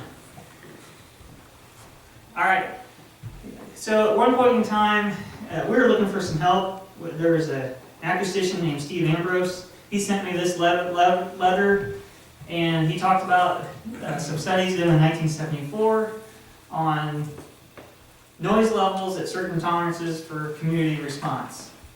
What I was looking for is to find out what the safe noise level was for this type of turbine noise. Because people kept asking me, well, how loud do you want it to be safe? This is a chart that corresponds with his work. Every black dot is an EPA normalized case study put together in 1974 where the noise level was charted on this diagram, and the level of the community response was also noted. Okay? So at low noise levels, man, I wish I had a pointer. At low noise levels, where there's no reaction, the noise measurement was between 20 and 30 decibels. Okay? And at 30 decibels, there's no observed effect on noise. As soon as you get to 33.5 dBA, that's where my big vertical first arrow points up, that throws you into the widespread complaints category, okay? Once you get to 40 dBA, that's where the lowest observed adverse effect level begins. At 40 dBA is when sleep disturbance starts, okay? There are a lot of communities that are advertising that the 50 dBA is the safe level. What do you guys have here in Cass County? Do you have any noise level? Or, holy cow. But Red says they'll do 50. Oh, they're so nice. So, at 50, oh look, they said they're gonna do 50, so I got a line on 50. So at 50, you have vigorous community action black marks from the 1974 normalized EPA study, all right? You know, a strong appeals to stop the noise, that's when people start showing up at county board meetings and raising cane and whatever. Once you get to that vigorous community action, that's the highest level. That's where people shoot shotgun holes through the blades, okay? Because that's the level where grown men are frustrated that they can't get help, and their kids are in the house, and the wife is crying, and the children are suffering because they have a serious noise problem, okay? Can I add a little description to your decibel rating? Well, go ahead. Most earplugs only dampen between 20 and 23 decibels. Okay. That'll give everybody in here what a little representation that you're reading. Decibels go up exponentially in number. Right. So 40 is not twice as much as 20. 40 is twice as much as 35, about, right? Okay. So, to add to what was just said about earplugs knocking off 20 dB, a typical house will knock off about 10, okay? That's what we thought the difference was outside versus inside our house when we were still living there, about 10 decibels. Does it change? The noise level change? Yes. The speed and direct, I know the Yep. direction will change. All the variables, the wind direction, the speed of the blades, how the blades are feathered, and I'm going to tell you that the most disturbing part was this low frequency content of the noise, because the reason why our turbines are getting so much taller is because we have bad wind. So, when, I almost broke this thing. So when at nighttime when the blade is at the lower level, there's very little wind here at nighttime. The ground is very calm. If you sit late in the evening and sit in your chair and you look around at the trees and it's real quiet, look at the top of the trees. And the top of the trees, the leaves are kind of rustling a little bit, but the lower branches have no movement whatsoever. Well, at night, you get the shear wind going, and the reason why turbines are so darn tall is because they're trying to catch these upper winds. So when the blade's down, there's no wind hitting it, and when the blade comes up and it starts to reach those upper winds, it's going to flex. And when it goes through the wind, it stays flexed back. As soon as it loses wind pressure against the blade, it bends forward and goes around again. Every time that blade flexes forward, it flexes back, it lets out a little air pressure pulse, which is like a thump. Someone beating a drum, okay? Like a throb. You can't really, it's not something you hear too well, but this is the part you can feel. This is the part that disturbs you in your sleep at night, okay? When you have lots of blades and lots of wind turbines around you, that sounds like a rumble inside your house. One of the things that people do is they go to the turbine and they stand around outside. Believe me, I've been in my own driveway. It doesn't seem like a big deal. But then when you go inside your house and all the whooshing is filtered out and the bird chirping or other leaf rustling noise is filtered out, inside the house, that pulsating low frequency noise, it pierces your room into your interior walls. And if your room is a 15 foot by 15 foot square, that's about the wavelength of this low frequency noise content, and it resonates in your house. And it really I don't think they call it amplified, but it's, I forget the term. It resonates in that size of a room. I'm gonna move on here, I'm getting bored. So, I threw this slide in here because in Illinois, we have octave band limits for noise maximums. Each octave band, high pitch to low pitch, has its own maximum noise limit. This is to penalize noise sources which are tonal, like a buzzing or humming noise that has a certain pitch, and that's what this is put in place for. So each tone, each pitch, each frequency is regulated differently. And I did this for Henry County, Indiana, where they had some octave band maximums, minimums, maximums. And I wanted to do a side-by-side comparison. And Henry County is also pathetic, and they're not protective at all. They're worse than the Illinois statewide standard. Every time I see these octave band limits that are really, really high, I instantly believe that those were provided by a wind company. As soon as I see that. There's no other industry that would be providing these kinds of limits to your county boards to put in as a regulation. All right, so at my house, HDR Engineering is the company that helped prepare the permit application before the project was constructed. So that's HDR Engineering. And they applied for the permit in June of 2011. So in that permit application, it basically told us turbines are fine, then that doesn't explain why we have this sign. So this is where I want to ask if you would knowingly expose your family to lead poisoning from paint or contaminated water if you live in Michigan. Would you expose yourself or other employees or school kids to asbestos? And does everyone ever say, what we need is some more lead and more asbestos? So we got to think about lead and asbestos. It used to be in all of our paint because it made paint really durable. We put it in the fuel in our car because it made the motors run smoother and not knock when you're burning the fuel. And for asbestos, man, we use them for ceiling tiles and siding and roofing material and insulate our hot water pipes.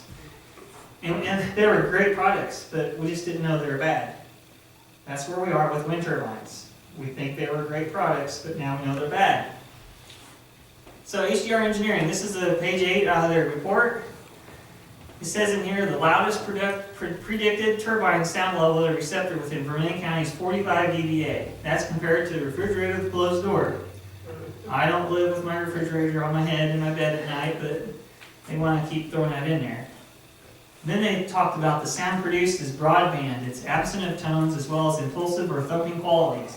I believe that's a lie because these things definitely produce a thumping quality because that's what was waking us up a lot. So that's a flat out lie, and I'm gonna one of these days hold HDR Engineering accountable for that as soon as I have them under oath and we're cross-examining them during a ZBA hearing or something. And it's a ZBA in Illinois, it's BZA in Indiana. So if you go to Illinois, they won't have no clue what you're talking about if you call it the BZA. So then, on the next page, they say, with conservative additions, an analysis indicates the majority of locations will experience sound levels less than 40 dBA outdoors. So that 40 dBA maximum noise level is an outdoor maximum. 40 dBA outdoors is when sleep disturbances begin. And it says this level is sufficiently low to minimize or eliminate potential for sleep interference due to US EPA, and that happens to be the World Health Organization limit also.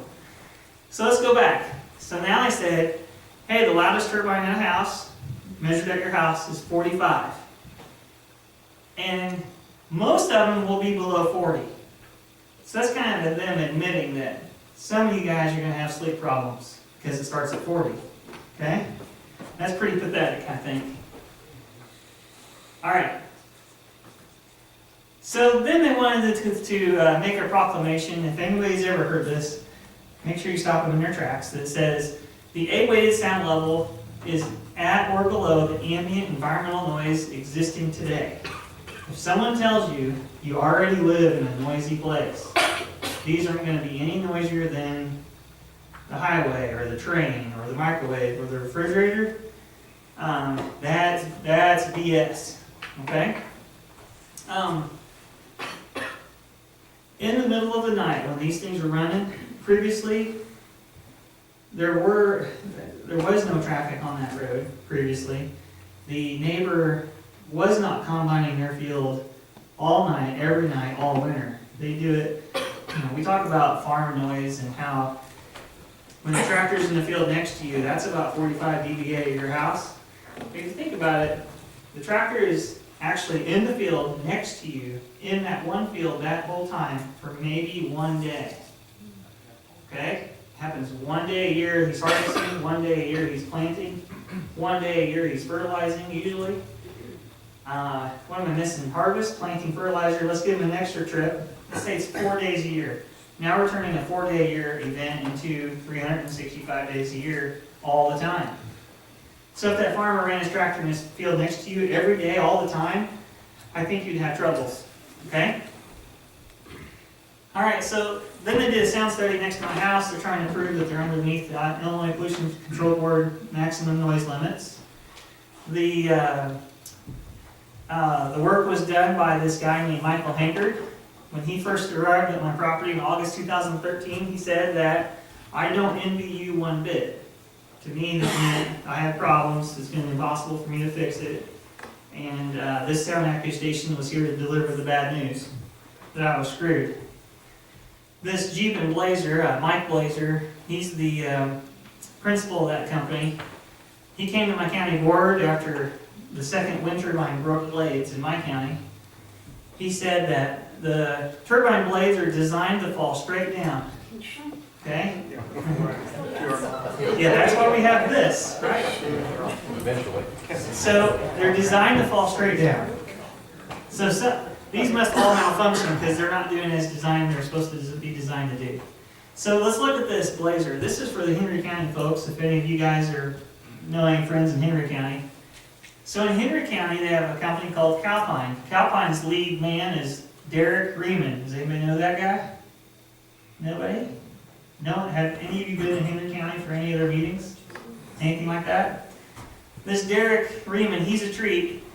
He's a former employee of Jeep and Blazer in Hillside, Illinois, which is a Chicago suburb.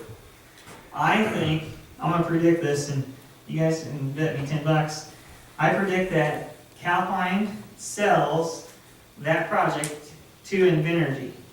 If it gets going and gets approved, Calpine will sell it to Invenergy. That's my prediction. Or they'll sell it to Mid-America Energy, which is one of Invenergy's partners. All right, so this is where they put their microphones. My house is a white box. That's my house that I had a little 2.5 acre grassy area around my house, but my property went all the way to the blue line. I point this out because when they did the sound study, they measured the sound at a distance that was really close to being the same as what my house was at, and they didn't do the sound measurement at the closest property line where my property corner was nearest the wind turbine. The results of the sound study is that they were within 0.5 decibel over the maximum sound limit, but the rules say that they can round to the nearest decibel. So if the maximum for 500 hertz sound limit was 46 decibels, they had a measure of 46.3, they were allowed to call it 46, okay? And that's what they had. At microphones, the same distances from the turbines, they were maxed out, and in theory, that's the noise level that was at the edge of my house. And the Pollution Control Board rules clearly state property line measurements, but this is where they fudged it again, okay? So, this is kind of a repeat slide. When you go visit a wind farm, make sure it's at night, when it's cold and overcast. Don't go on a day when it's just a light breeze and sunny. It's totally night and day. The worst noise level is at nighttime for sure. Okay, so one thing that the wind companies will do is they'll grab your county commissioners, put them on a school bus or a tour bus, and they drive them to a wind farm, and they get them out of the bus, and they stand there for 20 minutes, and they say, "Look, no problem. It's kind of like that realtor that shows a house in between the subway train that goes outside the window. Like, all right, we got 20 minutes before the next train, we gotta get this done in 15, and then rush the person through the house and then sell the apartment or whatever, okay? So, when they did the noise study at my house, the first 2 months, they did it in August and September. It's not very windy in August and September. During August and September, we showed up at the county board meeting October the 8th, and this woman saved me. Her name, I'm trying to think of it, but she showed up at the meeting. She had her little notes. She looked at, I didn't know her. She looked at me and she said, "Are you Harkey?" And I said, "Yeah." She said, "I'm gonna kill the deal tonight during my public comments, so be ready for it." And I'm like, okay, whatever you're gonna say. So the wind company's there with their noise report that says everything is just fine. This lady pulls out her paper and she says, "Hey, that turbine noise study they just did, and they're gonna present to you in 5 minutes, they did that during the whole time of August and September, because the Harkeys already, everybody knows when they showed up, and they're going to present it to you tonight, but I want everybody in this room to know is that during August and September, they have a U.S. Fish and Wildlife curtailment order because that's the time when bats are migrating." They had totally did the study during the quietest 2 months, and the blades were feathered, freewheeling if you want to call it that, and they were ready to present to my county board with it was bogus, okay? And I want to tell you, those 2 months when we were living in the house were the best 2 months that we had as far as noise goes, okay? It was so nice during their first beginning of the noise study that we declared and we're making allegations that they were cheating and just freewheeling these turbines because it was very quiet, okay? So she said during August and September, due to light winds and the facility was under a U.S. Fish and Wildlife Service Endangered Species Curtailment Order, don't go to a wind farm in Illinois or Indiana during August and September because they are curtailed. Got it? And don't think that August and September is going to be representative of how it really is all the rest of the year. Let's see. Oh, so they had them curtailed August, September when Henry County commissioners and their little wind turbine info group that was going to make the regulations for their county, they put them on buses and they came to northern Vermilion County. The date of Henry County, Indiana's visit was September 14th, 2016. You're nodding your head. Do you know all about this? Oh, yeah, I do. I talked to many people from Benton County. They do the tours in Benton County, too, see, specifically. In September and August? Oh, yeah. Wow. Yeah, they're no dummies. All right. Let's see. I think I'm getting bored with that slide. Let's go on here. So in the it came time after that lady announced that, hey, this is BS. It came time for Invenergy's acquisition to present the results of the noise study. And they walked up there and they said, you know, these last 2 months, we've had our stuff out there and we had a breakdown. I don't know, they kind of mealy mouthed, figured out a plan. They said, we need 2 more months to study the noise out here. And our preliminary noise levels, we're totally under compliance. Everything's great, but we want 2 more months. And they extended their own project. And that lady saved me. I would have never known this. Okay? Let's see.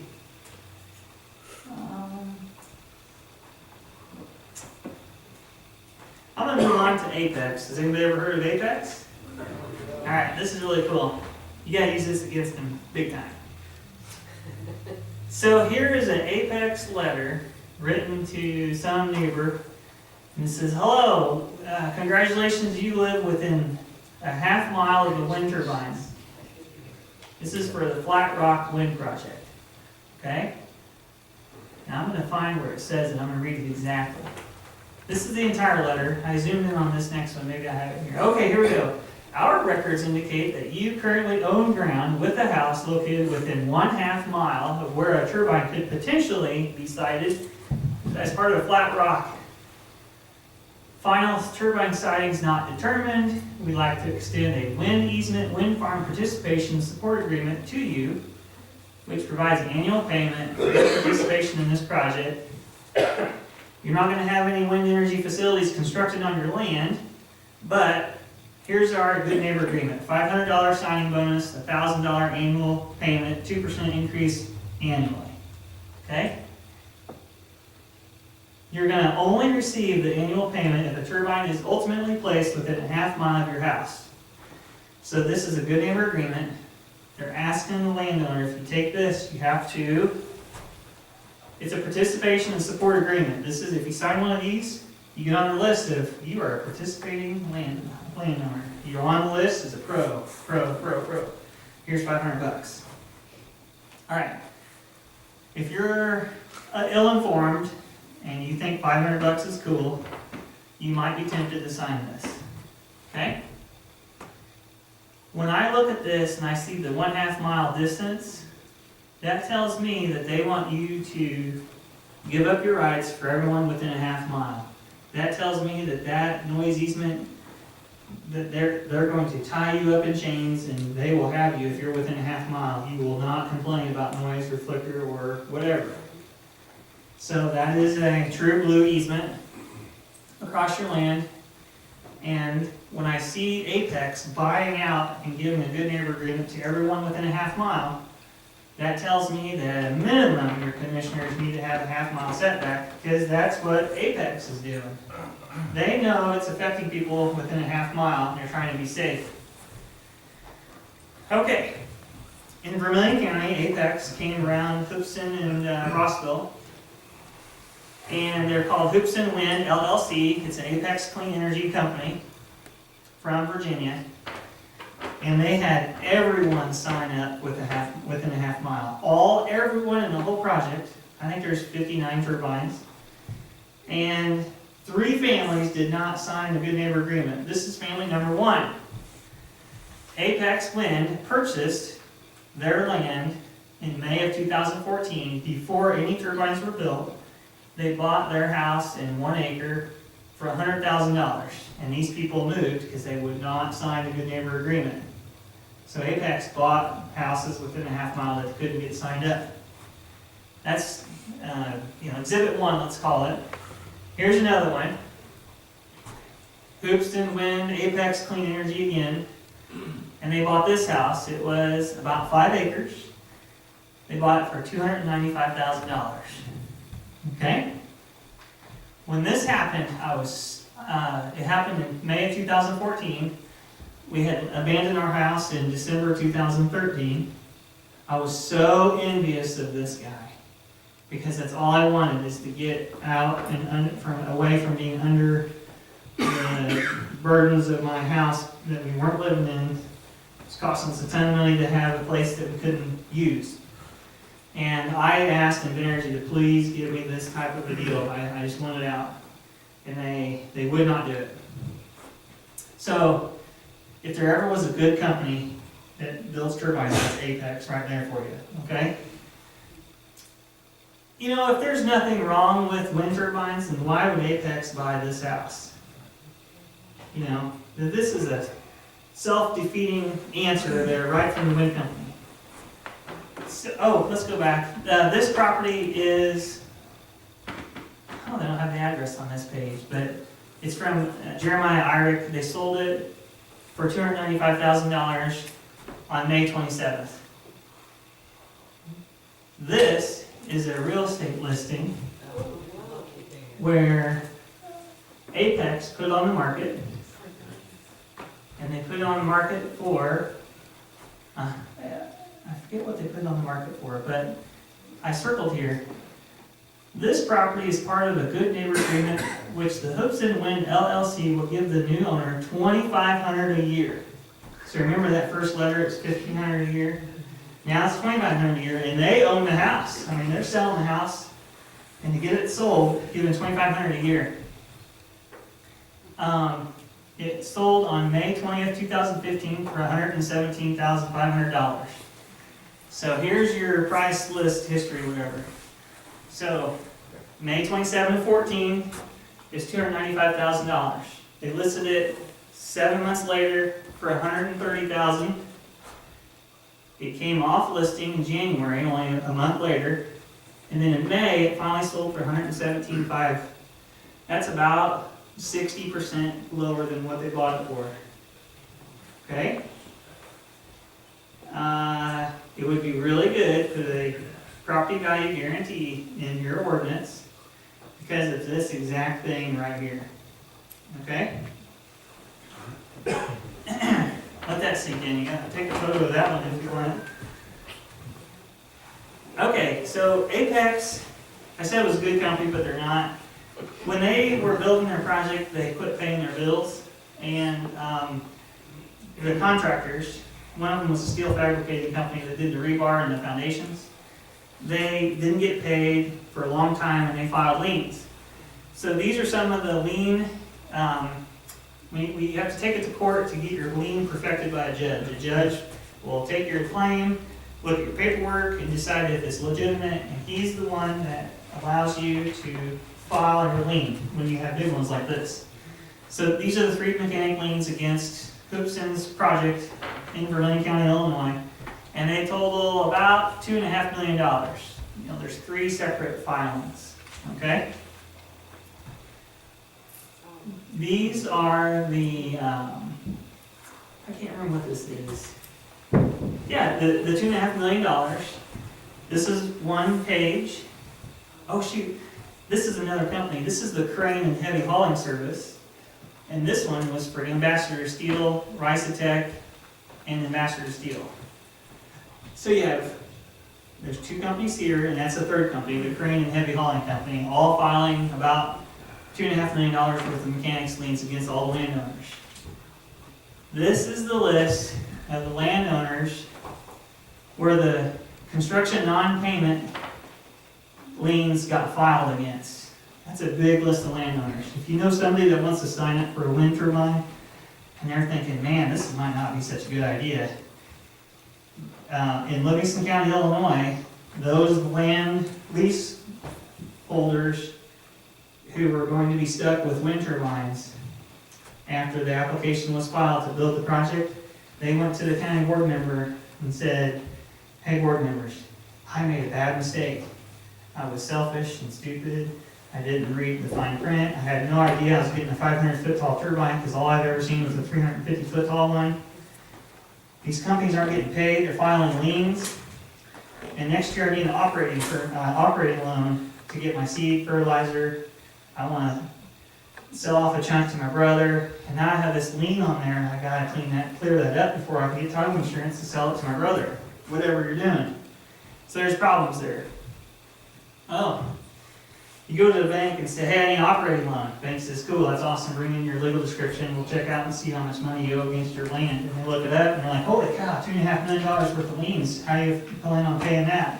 They're the ones that have the first claim on your land. And if you can't get that cleared up and we can't get you to pay for your operating loan, we're second or third in line. And they don't want to do that. And the farmer says, oh, come on, man, I come to you every year to get my loan. And they say, okay, but the interest rate's going to be 8% instead of 4%. So now you're going to pay higher interest rate getting an operating loan because you're high risk because you have liens against you. Okay. I'm going to jump back to like a health thing. So I sort of achieved getting this on the record up in Bureau County, Illinois. The attorney said, this is a medical doctor hearsay, blah, blah. And I said, no, actually, this middle part that I have circled in red, I wrote, because of impulsive, intrusive, and sometimes incessant nature, the noise generated by wind turbines is particularly likely to disturb sleep. I got that in there real quick to him and said, this is what I experienced. And here's an exact quote of exactly what I've been saying this whole time. Does anybody know Brad Lila?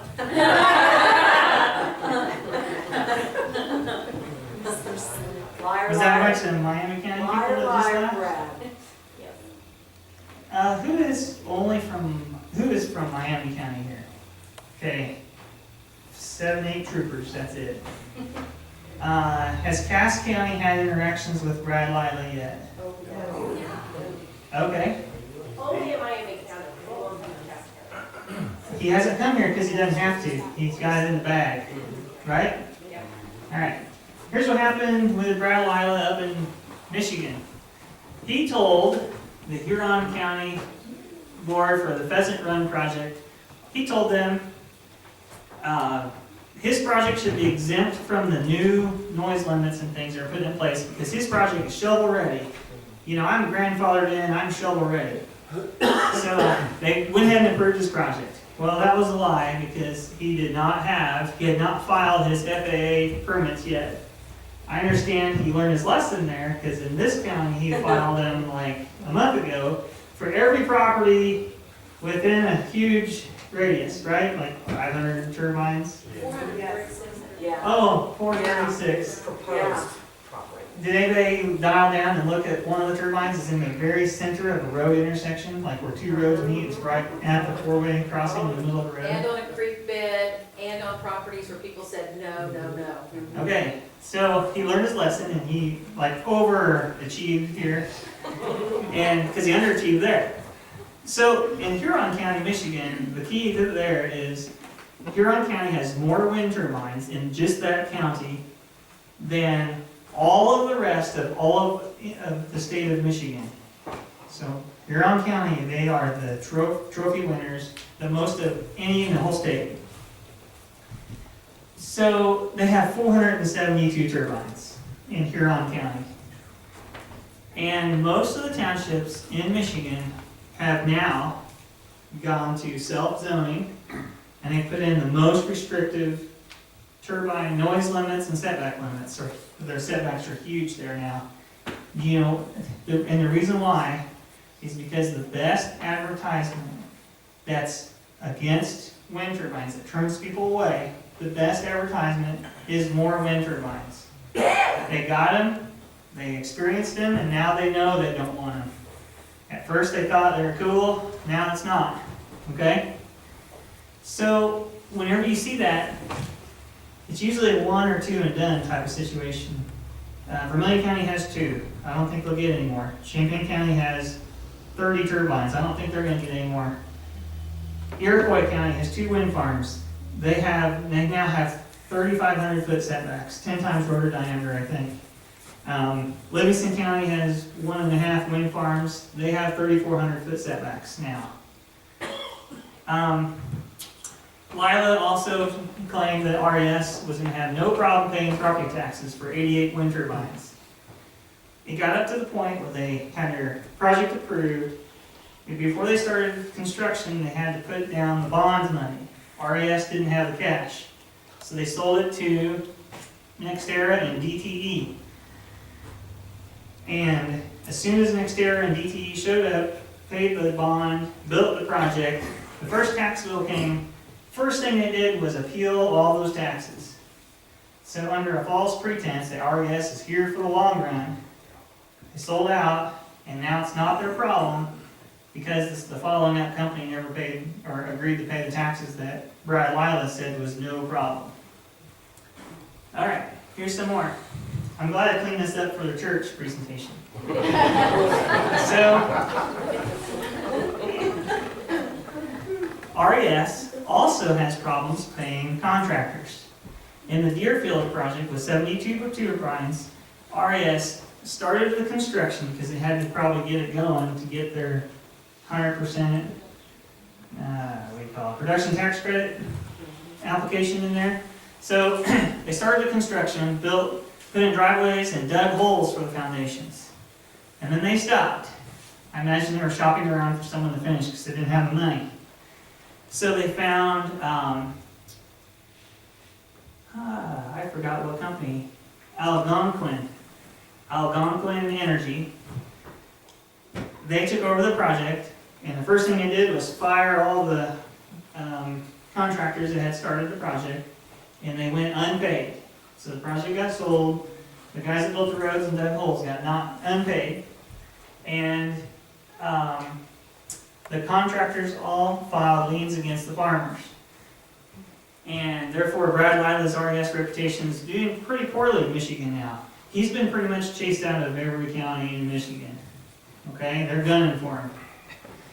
So at some point in time, Brad was fired from RES because then he showed up working for Apex. Okay? Man, these people must not pay attention to the last meeting. So then now Lila's working for Apex. So why is Brad not with Apex? So here's what happened. He went to Lapeer, Michigan. He attempted to debate with a local property rights advocate. The debate was attended by 450 people. It is reported to me that Brad Lila's opposing presenter easily won over the crowd, showing inconsistencies in Lila's claims. Brad Lila's tenure with Apex ended shortly or immediately after his loss at Lapeer, Michigan. And now he's reappeared in Cass, Miami. What's the other county he got me in? Fulton County, as a spokesperson for RES. So I think it's getting harder to keep track of his problems with the truth. Okay, everybody know what this is? It looks like Ingenious, right?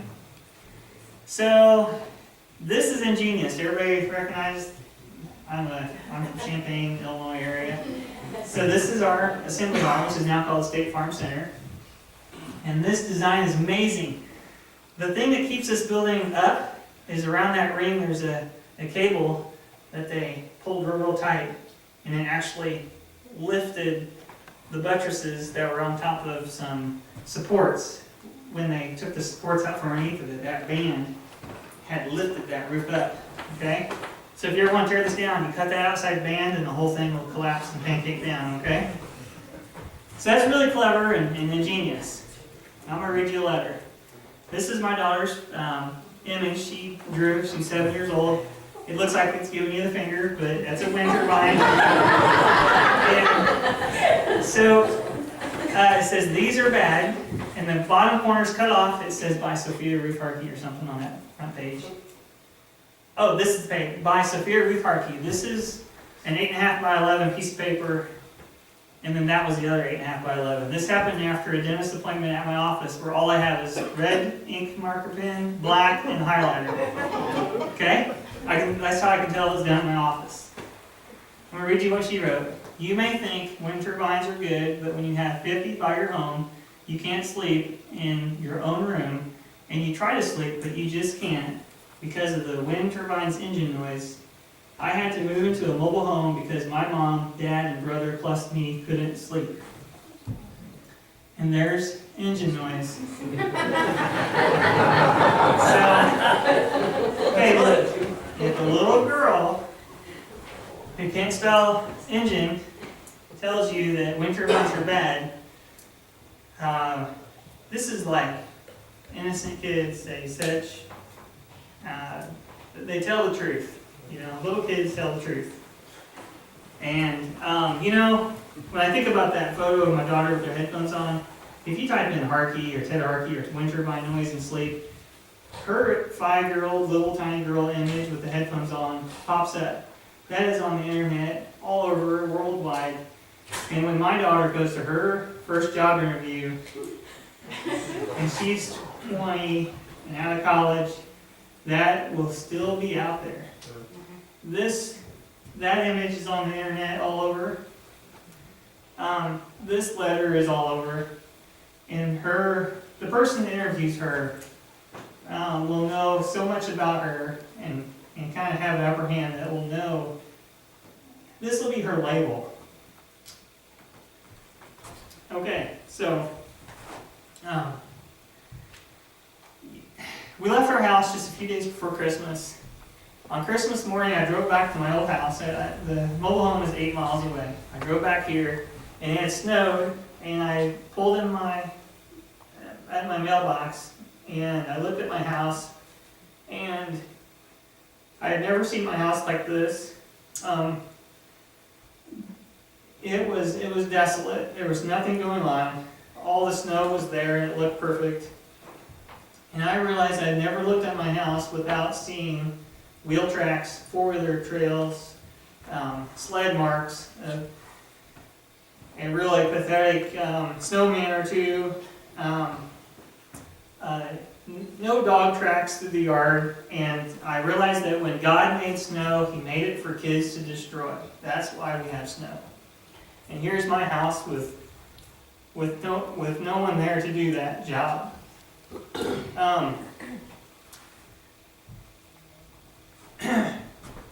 So with all that in mind, always, pay attention to these diagrams and photos people are making. They're very good. I mean, this one that shows the neighbor's encroachment, using that area as the setback to a home, and that's only at 1,000 feet. When that thing gets built like that, they are certainly encroaching into your area that you own, that you pay taxes for, and that you're paying for. So when you look at those diagrams and those drawings are based upon where your home is at, you need to look at that and figure out what the safe distance is which protects health. Some acousticians have studied this, like the Shirley Wind Project. They determined it is 1.25 miles to protect your health. They want to know what the safe distance promoted by doctors are in the most recent wind farms. So go look for the doctor notes about when sleep disturbance starts. You apply that to the noise chart, and then you do the math. And then remind your elected officials their only job is to protect health and welfare. And make sure your ordinance is based on a scientific approach. It's not the county commissioner's job to help energy companies make money or help farmers maximize profits. Their only job is to protect health. Earlier I told you to remember 3,400 feet. This was a diagram where the turbine's up on a mountain. It's I think that's a 600-foot tall turbine, and they computed the launch distance was 3,242 feet for the blade to land somewhere that's the same height or parallel over to the where it would land at level ground away from you. That's where you are in Indiana. So you need to be about 3,242 feet away. Okay? I'm going to skip this one. That's kind of a boring slide. When somebody asks for independent information to verify Ted Harkey's claims, you can show them the Bill Mulvaney letter that he wrote to my county board. Now, this is the entire letter. And this is part of his thing. I'll read it to you. He wrote, headaches, lack of sleep, and jaw issues seem to be the most common issues.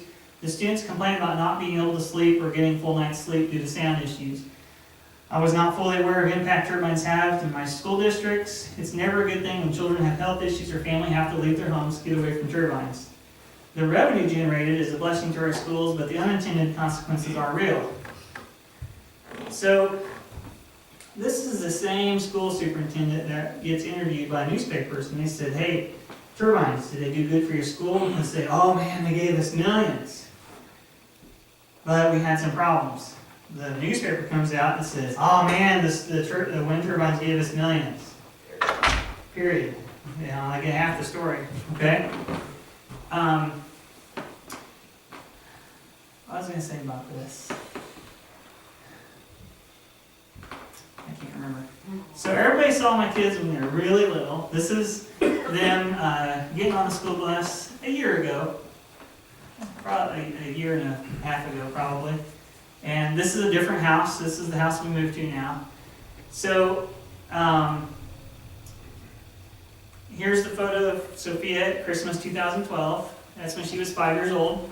And now in this photo she's 10 and she's a gymnast. That's the first day of school, 2017.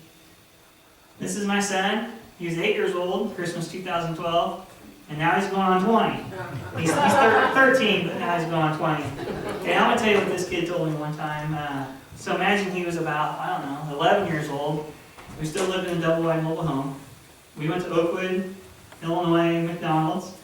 We're eating, and I asked Philip, hey, what are you going to be when you grow up? And he used to say, I'm going to be an NFL player and a NASCAR driver. I'm going to be an NFL player and a NASCAR driver. And then all of a sudden it changed, and we were at Oakwood, McDonald's. He said, Dad, I'm going to be a lawyer. I'm like, seriously? You're going to be a lawyer? And he said, yeah. And I said, like an attorney? He's like, what's the difference? I'm like, I don't know. So he's gonna become a lawyer. I said, why? Why do you want to do that? He says, well, I want to go to college, become a lawyer, get good grades, work hard, go work at a law firm, a big one, get really, really good at it, and then when I'm good at it, I'm going to take on a wind farm, a wind farm attorney, and I'm going to beat his ass. So that was pretty awesome, and I think he'll still be an attorney, but maybe there's better things to do. By that time, hopefully we have this problem solved, okay? On the bottom of here, I talk about how, people look at this chart and that shadowed area comes up and touches your house. Well, for me, what was going on for us is we probably wouldn't have complained if it was only that. The problem for us is that this was coming inside my house, inside the private bedrooms of my wife and I and my children, and it was coming in and under the covers of their beds, okay? So my analogy of how miserable and bad it makes me feel as a father and husband is this. Let's say you're at a party, and some weird guy comes up to your wife, and he taps her on the shoulder, and he's kind of getting close, and he's invading your space, and it bothers the wife. It bothers her. She's like, this guy, And you know who it bothers more? The husband. He's across the room, he was getting drinks for the two of them, he sees this going on. And the guy keeps touching her, and she says, hey, quit that. And the guy says, hey, quit that. Quit touching my wife. And the creepy guy says, hey, not a problem. I am not hurting her. I am not hurting her. She's not being hurt. I just tapped her. Harmless, everything's fine. But he keeps doing it. And that's what was going on with us. The wind company kept saying, hey, that noise, they're not getting hurt. 80 decibels is what it takes to cause hearing damage. We're not damaging them. But what they were doing is they were tapping my children awake, out of bed, in their bed, with covers over. They're not physically, but in a way, they're putting their hands under the sheets of my kids' bed, and they are jostling them awake. And that was what was happening. And if they had not encroached inside my bedrooms, I would never be here. Okay? And I don't think Cass County should be our next experiment. All right, so we have Dr. Schomer. He was the guy that helped Hanker do his sound study at my house, because we insisted that Schomer be involved. Schomer lives in Champaign, like 25 miles from my house. Hanker came in from Wisconsin because he's a kind of wind turbine company shill person. So we thought that Schomer would put some balance to it, and he did. He helped out a lot. And he testified after the sound study at my house was done and over with. He went to Boone County, Illinois, and he testified that the nighttime level and the 24-hour level at most should be at or less than 39 dB. That was due to all of his research that he has done for turbine noise. And I want to note on here, my bottom note says, Harkey note, Dr. Schomer should know, he authored the Illinois standards. He also co-authored the noise study near my abandoned home. Dr. Schomer is the only living person alive now who is still here, who was present at the panel that created the Illinois noise standards. Okay? He was a graduate student on the committee that did all that work. And that was done in the 1960s. And he says that when they did the noise standards, they never imagined this being applied for wind turbines. They were just not even contemplated at the time. Okay? He talks about how 39 dB is the maximum noise that starts that keeps you below 40 dB that starts to cause problems for sleep. But he gives a 6 decibel penalty because of the low frequency noise content. So he wants you to design for 34 dB, which allows for anomalies that if you design a 34 dB, it'll keep you within a reasonable certainty that only a small amount of time it'll be over 39. So, then he went to Livingston County, Illinois, testified against Invenergy's wind project there. The wind project got shut down and rejected by the county board, which was a huge deal. And then after that, the townships had a vote, a referendum to put in their own township by township level of setbacks. And when they did, I think about 75% of the townships voted against really crappy standards, and they sat down to create hard, fast rules for development. And Dr. Schomer took Invenergy's layout plan, mapped out all the houses and all the turbines, and did an analysis. And every time he would move the setback distance away further and further, he showed how many houses were still in danger zones. And this is what he did. With a 3,250-foot setback, 2 of the 220 homes still remained unprotected. So, the 3,250-foot setback is what Livingston County ended up going with, because that was their own scientific proof of noise level. This is a noise distance chart. It's kind of boring. You can look at this later. Basically, it says every time you double the distance from a turbine or from any noise source, when you double the distance, you subtract 6 decibels from whatever your measurement is. Okay? This is a very handy chart. You should use it. I think I covered this pretty good. You know, I'm a land surveyor. I'm a property rights person.